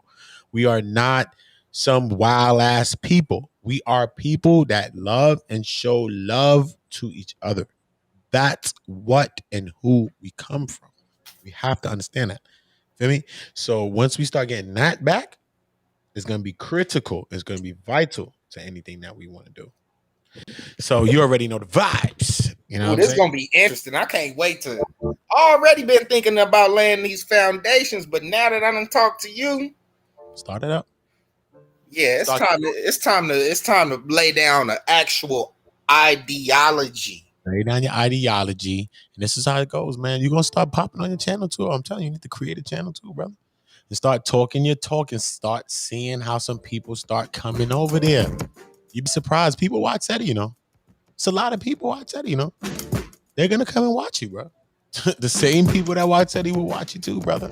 Seti like a prophet in my damn Bible. The Bible I create, Seti gonna be the Jesus. Followers, all of the prophets' followers will follow your page, Debo. You gotta understand that. You gotta talk on the channel. You have to create that channel and start that, bro. And start building, bro. Any help you need from me? Bro, Seti the truth.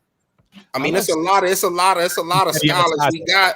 You gotta message Seti. You gotta message Seti and tell Seti I need his ass outside, because Seti got it to Malcolm X in his ass, and he need to bring that shit outside and take a fucking Audubon ballroom chance, because we need him to step outside, because not everybody can move a crowd as he does. He's old now, bro. He's 52. 52. Listen to me, man. He ain't gotta be jumping around and do no dumb shit. We need to see him outside with the people. Not just in the house. It's up to us. So imagine we was all there and he right there too. Imagine. I definitely want Seti, You know what I mean? You know, all the right, Farrakhan or whoever. Shit. He got to be there, man. Farrakhan running around outside, man. He got to get his ass outside. Don't make no 52 escape. Farrakhan is moving around right now, man. That man like 80 or 90, how he old right now. So listen, said he got to get his ass outside, man. Point blank, man. You got to make sure you let him know. Shout out to everybody, man. You already know how we do it in the community. Debo rocking with us. Mother with the wisdom pulled up through with us, rocked out with us. Black Jesus Minister. Shout out to Sold _out 402. Sold SOULED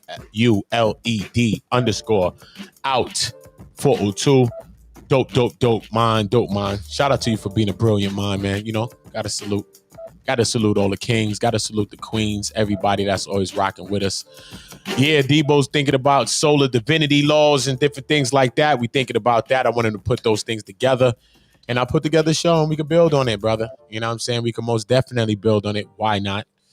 You know, I think anything that we can do to help our people is a blessing. And that's what we need to do. So salute to that, man. You know what I mean? That's what it's all about, man. Put it together though, Debo, and let me know so that we can put that together. Melanated laws, I will be going into another build on that next day or so. And we cooking up. All right, I'm gone, bro. Get you some rest. You about to end the stream, right? Yeah, I'm about to do this because I could get up early. I'm gonna start a good stream early tomorrow too, man. All right, I'm gonna check you out, bro. Bop. Salute to Debo, man. Always love, man. Look out for the solar divinity. Debo coming with some laws and statutes, man. I'm gonna be back, bro. I'm gonna be back. Give me some time, though. Give me a little time. Put this shit together. Together, man. Put it together. As you start filling the points, put it together, bro. All right, big bro. I'm gone. Salute to you, brother. I appreciate you, man. You already know this is one community. We are one voice, one love, one community. Shout out to Debo. You already know we got to do some work on Debo channel, man. Debo got to get his voice out there, get active. This is what it's all about. Salute to y'all, man. One community. Video is sponsored by our first ever sponsor, Don't Hide the Plug. Don't Hide the Plug is an apparel company co-founded by two brothers from Flatbush, Tafari and Rossi Harper. Now, these two black brothers have created an amazing, inspiring, high-quality brand. Now, you see on Infominds, a lot of our content is New York-based. We love New York, so it's only fitting that we partner up with a New York-based brand, Don't Hide the Plug. Now, they got some fire fitted hats, hoodies, T-shirts, and I'm feeling the old New York design with the bridge logo. They got the clout joints, the dad hats, and you can also have them delivered to you in the resealable merch by the pound bags, too. Now, mind you, they might be New York-based, but their apparel is for everyone, whether you're from New York, Miami, Texas, Chicago. It's a grassroots movement. Get in tune. And they offer free shipping on all domestic orders of $75 or more. But if you enter the exclusive Infominds promo code, you'll get an additional 10% off at checkout. You already know I ordered my package. My package is on its way. So I'll be wearing and showcasing the Don't Hide the Plug apparel in my next live. Go out and support these brothers. Check out their website. I put the link in the description box. Don't Hide the Plug.